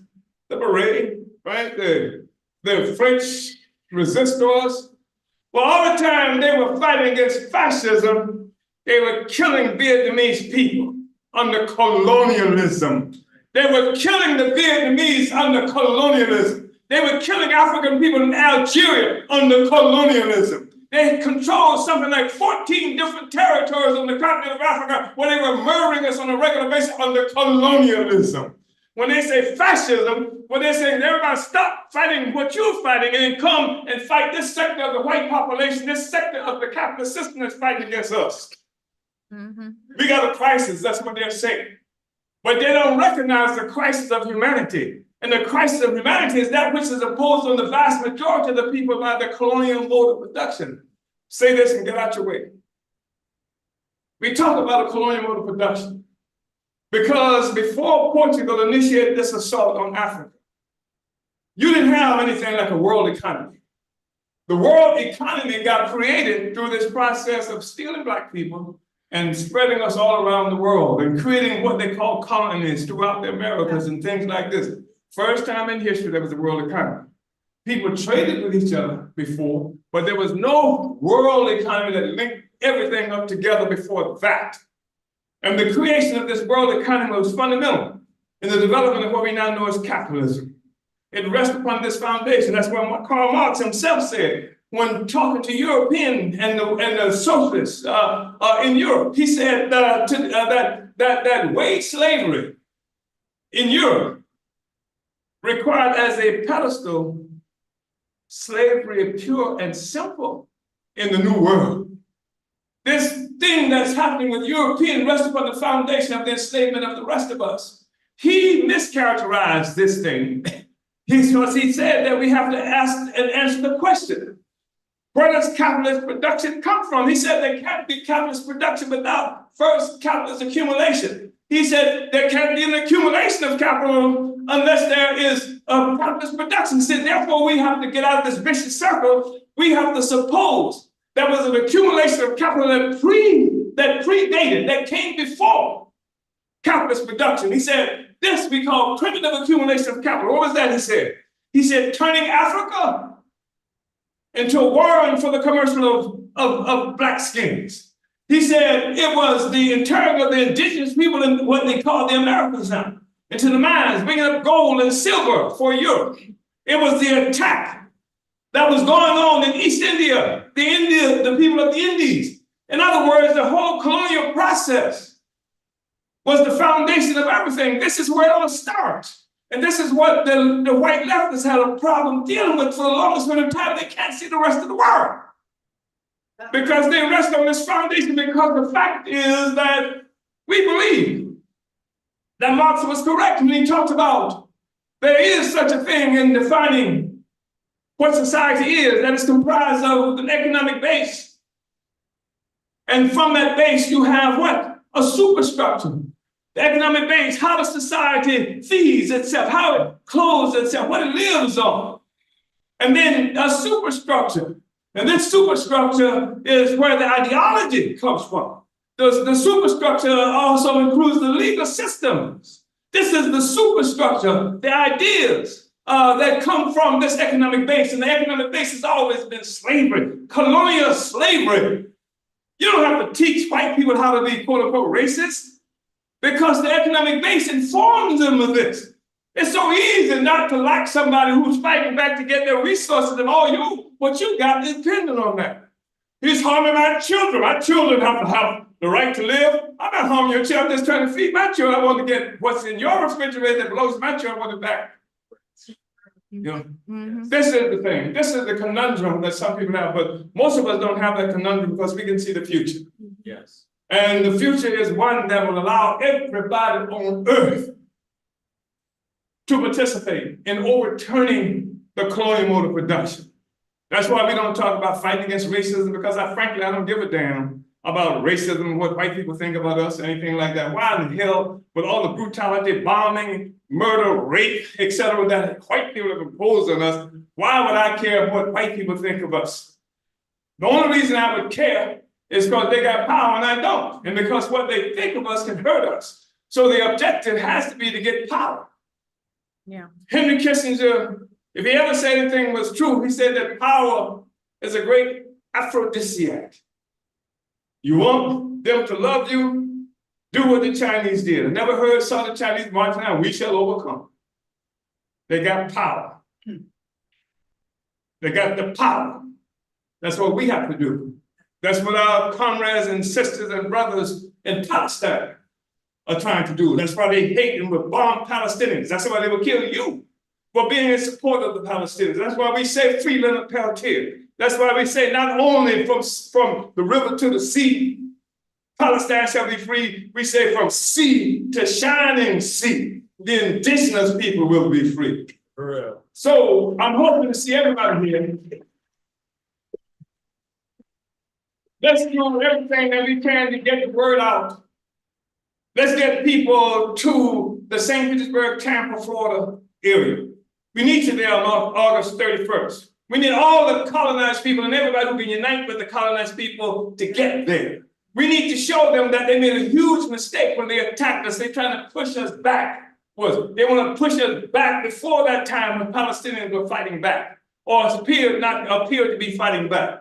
Before that time was the Black Revolution of the 1960s, before Che was able to say 2, 3 minute Vietnam, when he was supporting the people in Vietnam, and when he was in Bolivia and all those other places. They wanted to push us back before then. And we're saying not one step backwards, not one step backwards, yes. Forward to freedom, forward to independence. Thank you so much.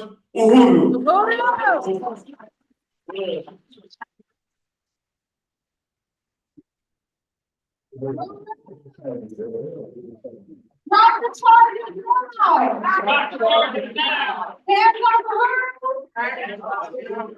Uhuru, wow, I just really want to salute that electrifying presentation from Chairman Omali Yeshitela. And, you know, that's not evidence for why they want to put the chairman and this movement in prison. You know, I don't know, you know, what is, because again, they can't stand. Biden was talking a lot about telling the truth yesterday. And like Chairman, he doesn't remember though. But as chairman quotes, they can't handle the truth. Yeah. And, that's why they would arrest the truth. And so I think that just really, really important. Thank you so much, Chairman, for breaking this whole thing down. Yes, Chairman. I did something, and I didn't think everybody who is this remarkable organization come out to be with us. And we recognize Kafira, and I understand Kafira's mom is here too.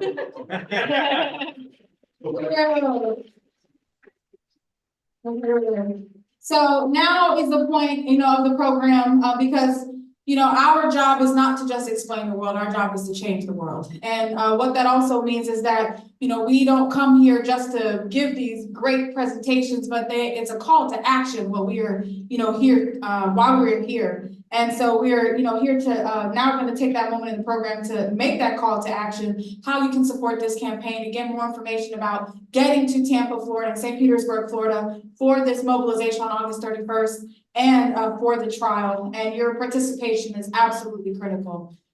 So I'm going to turn it now over to Comrade Jesse Neville and Comrade Kafira Marin. Give another round of applause for Chairman Omali Yeshitela.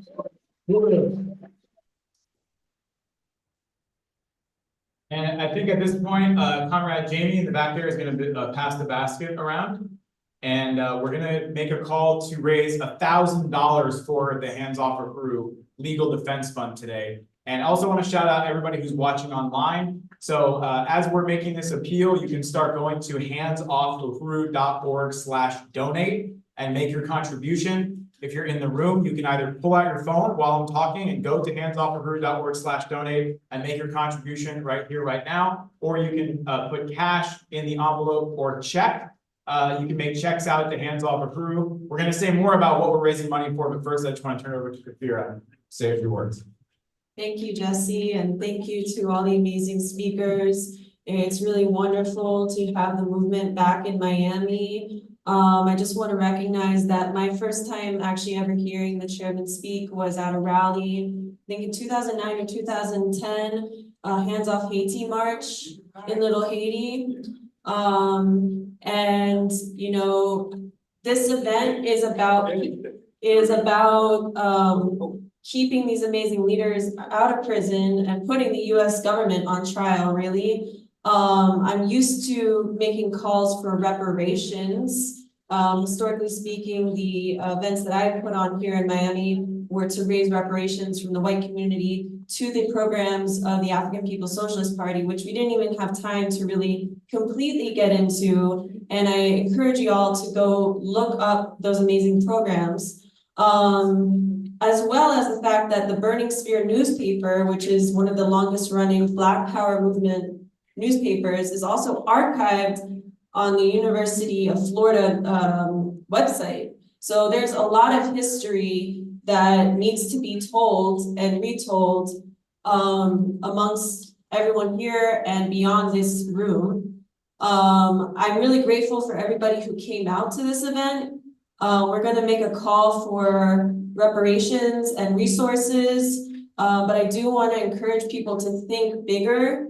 I've put on benefit shows. I've done acupuncture fundraising. Whatever kind of skill set you have to contribute is a wonderful way to raise recognition about what is happening and also resources. I also want to just interject and appreciate Alex for donating the sound system, because y'all wouldn't be able to hear us. And my friend Carter Jackson Brown, who's on music, he has a wonderful show on WDNA Brainville on Saturdays 4 to 6. So I want to thank everybody who made this event possible, and Libre Sankara, who couldn't be here physically. He did a lot to make this event happen. So let's talk about what we're raising this for. Thank you, Kafira. Yeah, I just want to say I remember that march, the march in Little Haiti that the Black is Back Coalition held. I remember that was not long after the earthquake in Haiti. And I remember the chairman's words. He said, "The real earthquake has yet to come." So Okay, so our goal today is $1,000. This is funding the ability of the Hands Off Uhuru campaign to go forward, to wage this fight back, to defeat the counterinsurgency, to push them back, keep the democratic space open, drop the charges on the Uhuru 3, put the state on trial. Thousands of people have supported this campaign. This campaign was launched on July 29, 2022. It was launched on the steps of the chairman's home in North St. Louis when the chairman held a press conference just a matter of hours after the last armored vehicle left his home. He held a press conference to begin the fight back, to intensify the counteroffensive, not a defense, but a counteroffensive. So our goal today is $1,000. And if you go to the next slide, again, you can go to handsoffuhuru.org/donate. Donations are already coming in, so I will shout out people in just a moment. But I want to let people know that this campaign, thanks to the support of thousands of people, from the day it started until now, has raised over $300,000. Round of applause for that.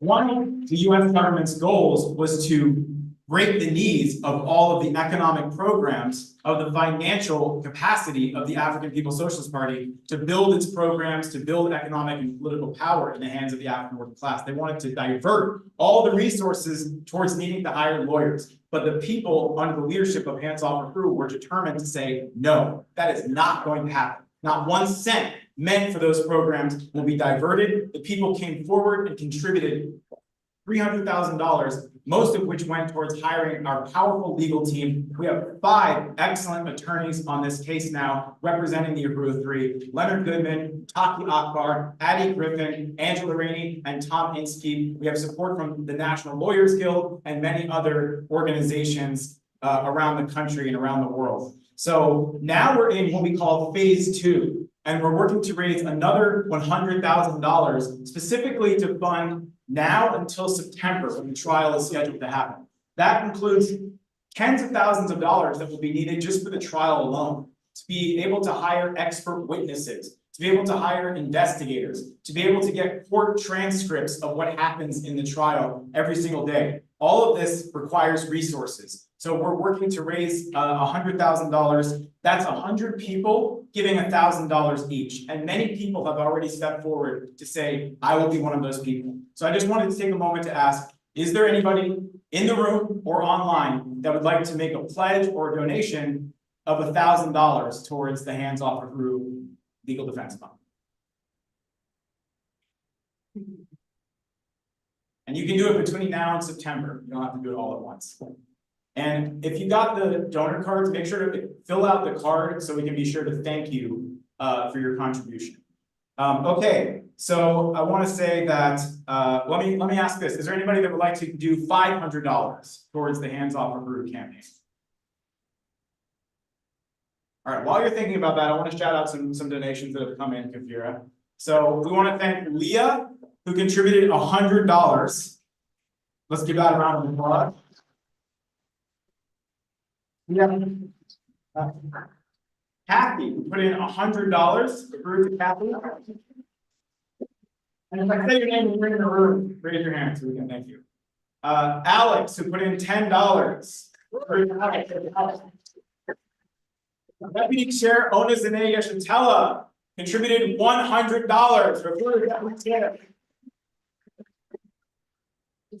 We have Valentina, $30. We have Allison Haney, $25. MQ, one of our most consistent donors and supporters, MQ put in $40. So we're at $405. Yes, go ahead. Can people donate anonymously if they feel like that's okay? I just wanted to offer that.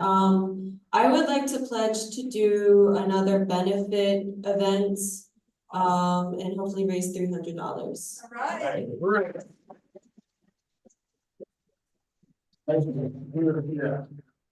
So we're at, that would make it 705 donated / pledged.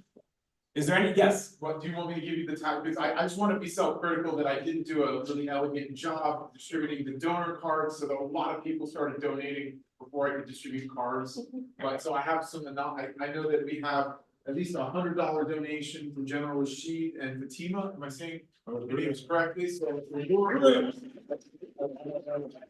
And there were several other people, so that, including that 100 included, I have 341 in cash. Oh, wow. So, Wow. So thank you for everyone, including that amount, the yeah, 100, okay. that 100 was already added, it is involved in that, but that, yes. That just brought us over our goal. We just raised $1,046. So before we step away, is there anybody in the room that would like to announce a donation of any other amount?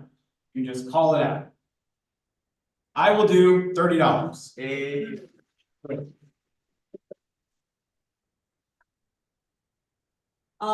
I also just wanted to encourage, Yeah, I'm Regal and Uhuru for all family. You just mentioned a follow-up event as a fundraiser, and I would like to suggest that those of us in the room here agree to either through Brother Chimarenga's phone number or anybody's, the family, to organize the follow-up event. We have a brilliant spoken word artist who just snuck out. Yeah.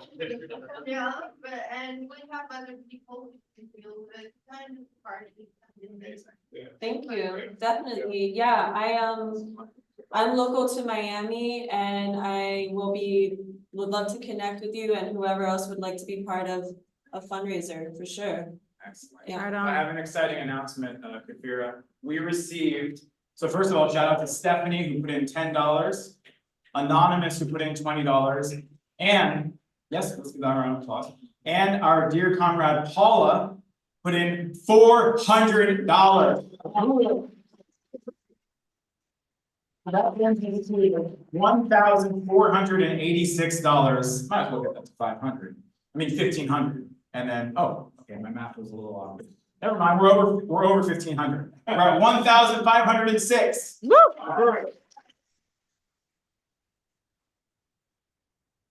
And we also just got Janine $25. Agreed to Janine. All right. So we're going to close down the appeal now. Continue donating. Continue going to handsoffohuru.org/donate, contribute. I want to appreciate Kafira for stepping up to do another benefit show, and everybody in the room that's on board to help make that happen. And wherever you're watching from, you can do the same. Go to handsoffohuru.org to sign up and get involved. And let's go ahead and close out phase 2 and fund the fight back and push back the charges and win victory for anti-colonial free speech.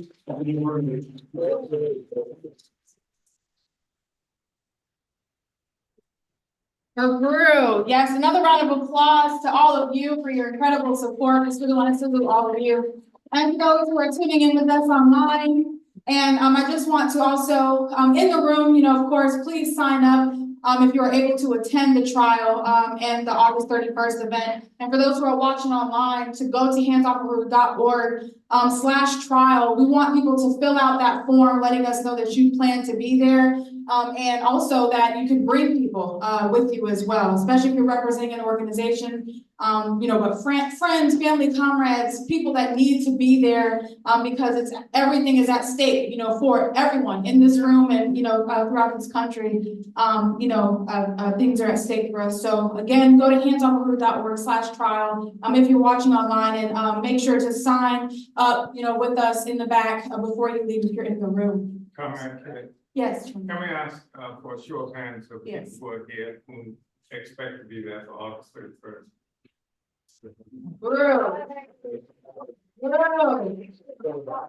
Yeah, Uhuru. We got the whole room saying they're gonna be there. Right on, Uhuru.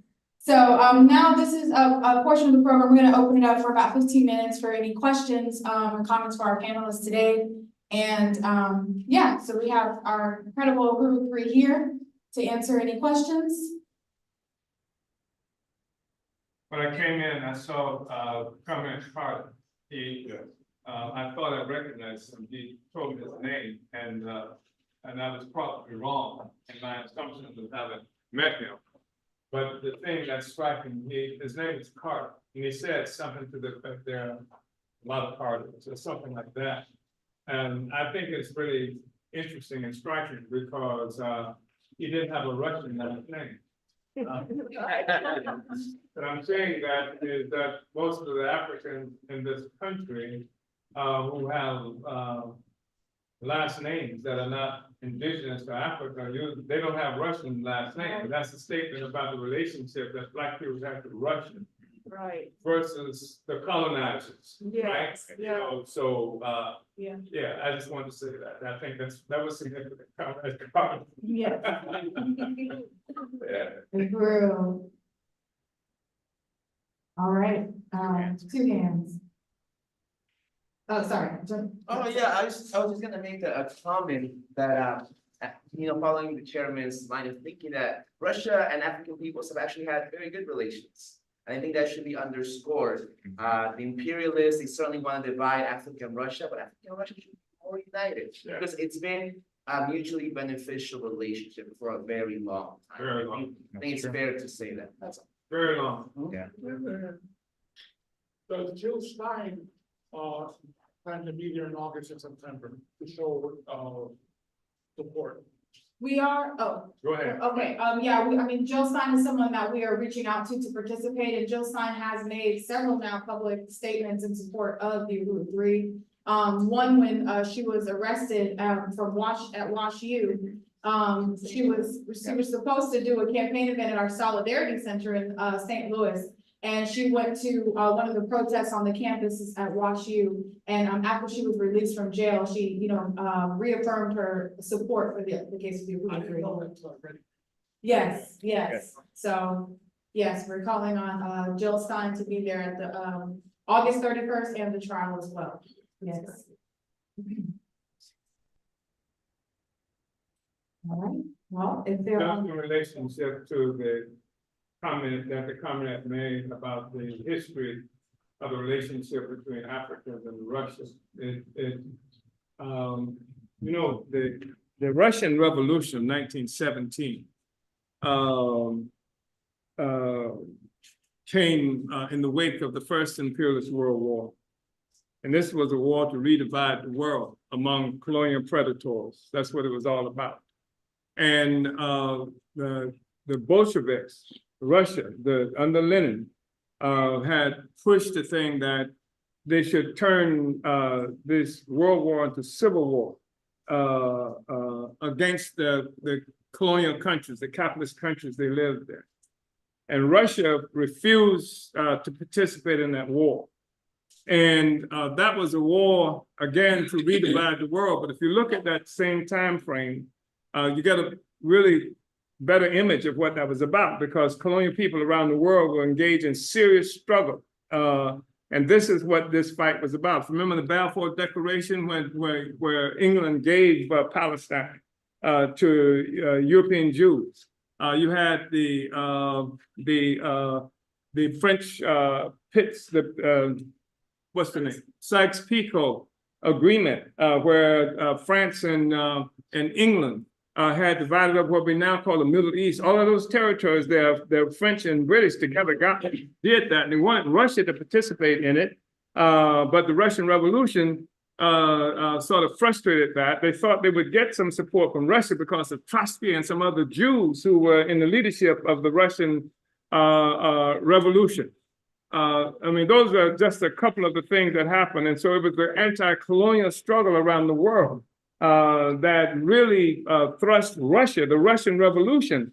Lenin, who locked in to this contradiction, refused to participate with the other European colonial powers. And so that's one aspect of it. And then beyond that, especially in the 1920s, I mean, we saw this relationship between the Bolsheviks, Russia, and the African struggle. It was 1928. I don't agree with how that happened, though. In 1928, the Bolsheviks had the Communist International, under the leadership of the Bolsheviks and Russians, declared that African people existed as a nation of people who were living under colonial domination, and actually taught it in their schools. This guy, Hubert Humphreys,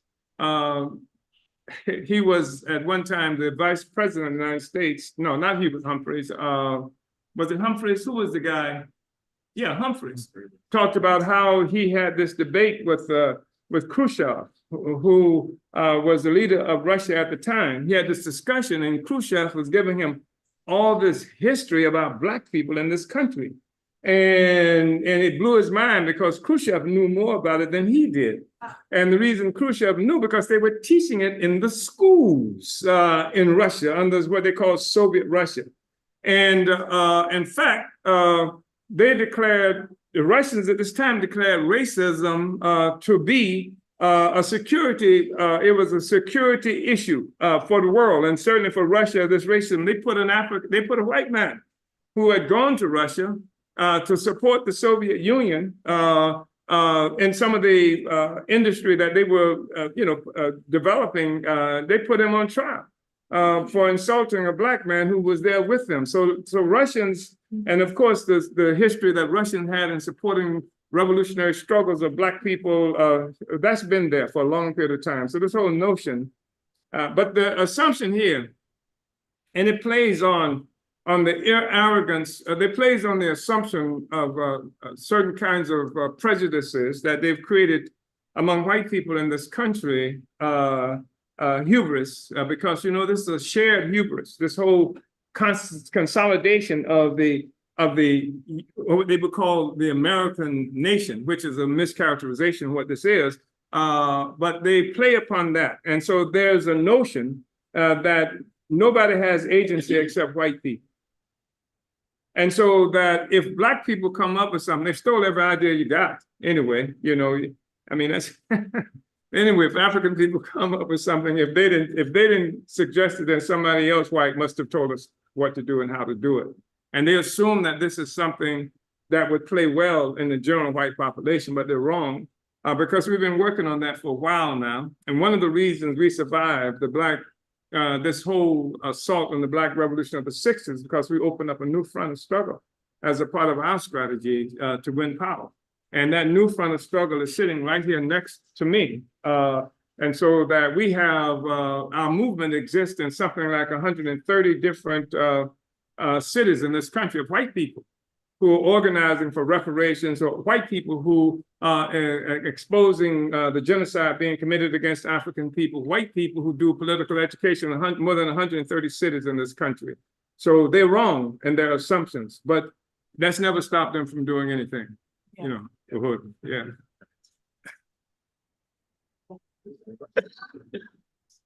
Oh, yeah. Okay, so we have a question from Don in California. Would the chairman please comment on the condemnation of liberation movements from the perspective of the parallels between Hamas, Nat Turner, Haitian independence, etc.? Where does the Uhuru movement fit in the colonial question from that perspective? I'm sorry. On the condemnation? That's what it says. Please comment on the condemnation of liberation movements from the perspective of the parallels between Hamas, Nat Turner, and Haitian independence. Where does the Uhuru? I'm not quite sure what Don means about that, but I'm glad the question was raised anyway. Because one point that we try to make is that we are not engaged in a struggle against a lot of colonialisms. That there is a colonial mode of production. That human society, since the assault on Africa in particular, human society, it achieves what's necessary to live. Is they engage in a mode of production. We agree with Marx about the concept of mode of production. We just think he misidentified what it was.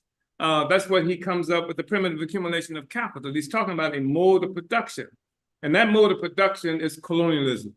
And that's why you see all around the world, it acts the same way. It acts the same way in Palestine. It acts the same way in Africa, the same way in Venezuela. It bears its teeth and it acts the same way. It's colonialism. It's a mode of production. That means that we're all, you talk about Hamas, you talk about revolutionary movements around the world, we are all engaged in a struggle against a colonial mode of production. We break the back of the colonial mode of production, then we break the back of the oppression and exploitation of the human species. So that's what I understand, Don. Come at Don. Uhuru. That's why when we initiated the first action in Northern California prior to the uprisings in Nicaragua. I had never met a Nicaraguan in my life. But when it heated up in Nicaragua, we turned over all the resources we had. We initiated public rallies and things like that in support and solidarity with Nicaragua. We initiated marches and things like that for Nicaragua because it was ours. Because colonialism is a mode of production. And the sooner we all come to understand that, especially colonized people, you don't have to wait. You don't have to wait for somebody to get in touch with you to say, hey, we are being oppressed. You recognize colonialism, you recognize the colonial mode of production, you strike out. That's why we are so offended by white leftists who tried to play the Palestinian movement and the African liberation movement against each other before white people would even support Palestine. Malcolm X was there. And also Che Guevara was there. And the colonized people supported Palestine. But in this country, in 1967, was that the 1967 so-called thing that happened? 60 what? 67 war. Yeah. 67 war. In this country, when I was a member of the Student Nonviolent Coordinating Committee, SNCC, who was one of the first organizations to come out and support of Palestine, and all the white liberals and et cetera took their money from SNCC, and most of the white left refused to support Palestine. Black people did. We did. And that's been the case for now. Suddenly, when we push hard, driving for African liberation movement and making that a primary feature in the struggle inside this country, white left formations with millions of dollars in their command, right? The white left formations now claim that somehow they pit the Palestinian and the African liberation movements against each other. And when we call on, and we have called on the white left to unite with us in the struggle against colonialism, and they refuse to do it. And so suddenly, when we're making this historic movement in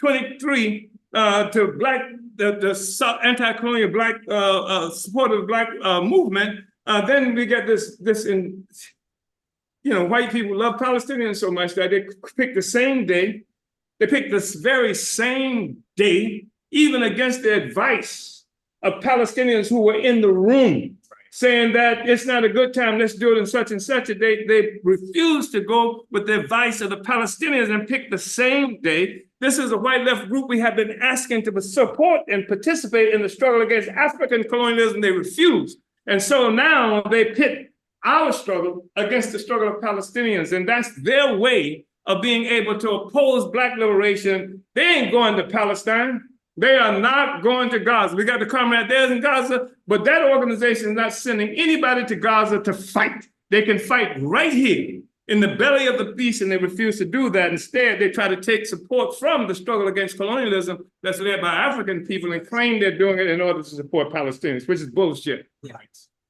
Yeah, it's opportunism. It's max opportunism. That's the thing that we've had to fight forever. Yes. Forever.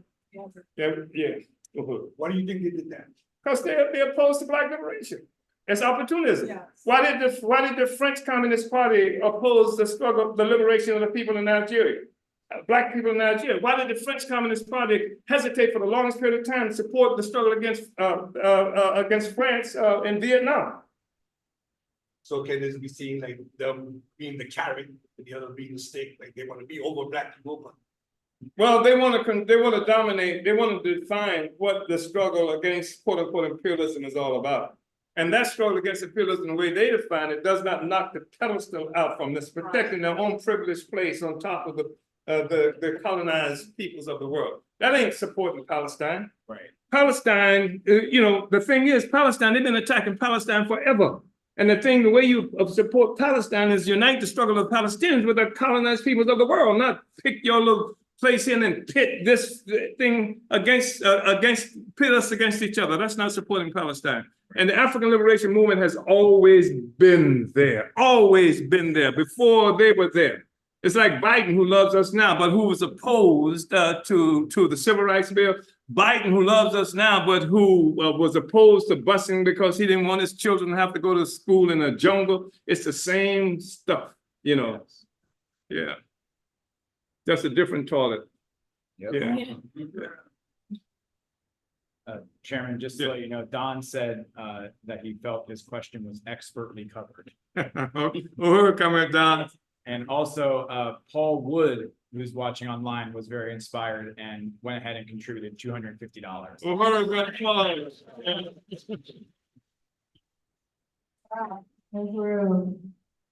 All right, well, this has been such a powerful event, and even with the questions, I just want to thank everybody who participated in the question and answer portion. And I just want to say before we go into announcements and closing, that one of the things that we've also, had to struggle against is the fact that despite what we know, that this is the most important case happening in this country, we call it the trial of the century, because we are witnessing the U.S. government willing to attack its own constitution, its own principles of democracy in order to lock away this movement. And they are not talking about it. They are not talking about the fact that they are attempting to change the First Amendment come September 3rd. And so I just want to encourage everyone, as we build towards this trial, to make sure you're also getting the word out. And I know that Comrade Kafira right here in Miami, we're talking about organizing a benefit event, but we also, will have literature here that can be passed out, posters that can be put up, and social media that you can share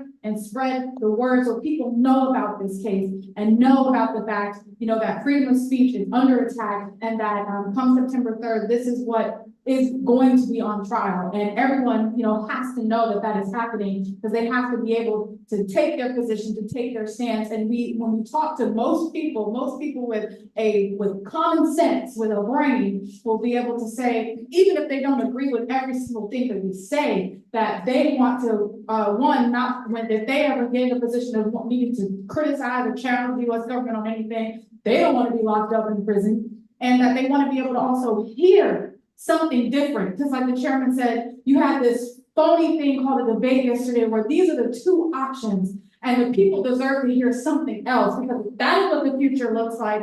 And it's one hell of a bleak future. But people can hear the future of the African Revolution. People can hear the future expressed from the viewpoint of colonized and oppressed people who are catching hell, and who the colonial powers do viciously attack. But we still see a future. We still see the possibility of taking back our land and our resources and freeing up all of humanity. We know that's possible because the world depends on it. Yes. And so people can see that future in all of us. Yes. And we can give them that option. So I just again want you to participate in also getting the word out about this, because there's a reason why they're not covering it on CNN. They're not talking about it in the New York Times.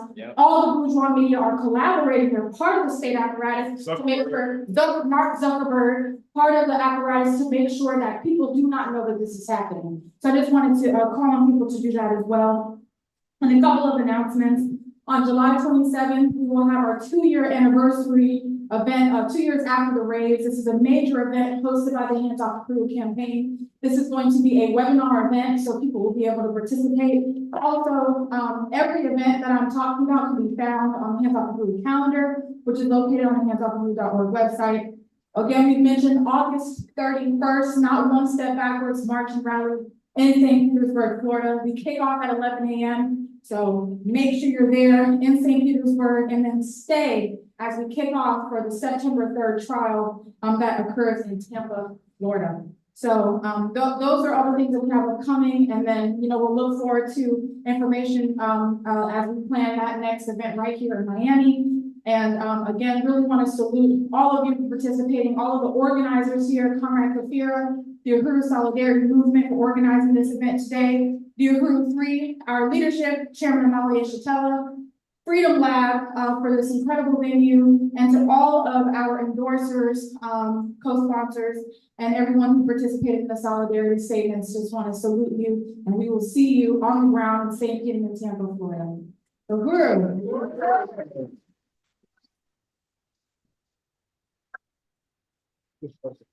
Oh, yes, and we would like a group photo, so we do have a meet and greet kind of after this section. So we'll have some refreshments, a little music. We want to get a group photo with you. So if we could, maybe you want, do you have a banner here? Yeah, we'll hold up this. Okay, so we'll hold that banner and you can stand in front of the tribute banner to the chairman who would like to get that group photo as well. Thank you, comrades. Hands off Uhuru. Hands off Uhuru. Drop the charges on the Uhuru 3. Uhuru. Drop the charges. I'm going to remember my name. This is crazy. Yeah. This is good doing, bro. Yeah. Yeah. This is great stuff, man. This is great stuff.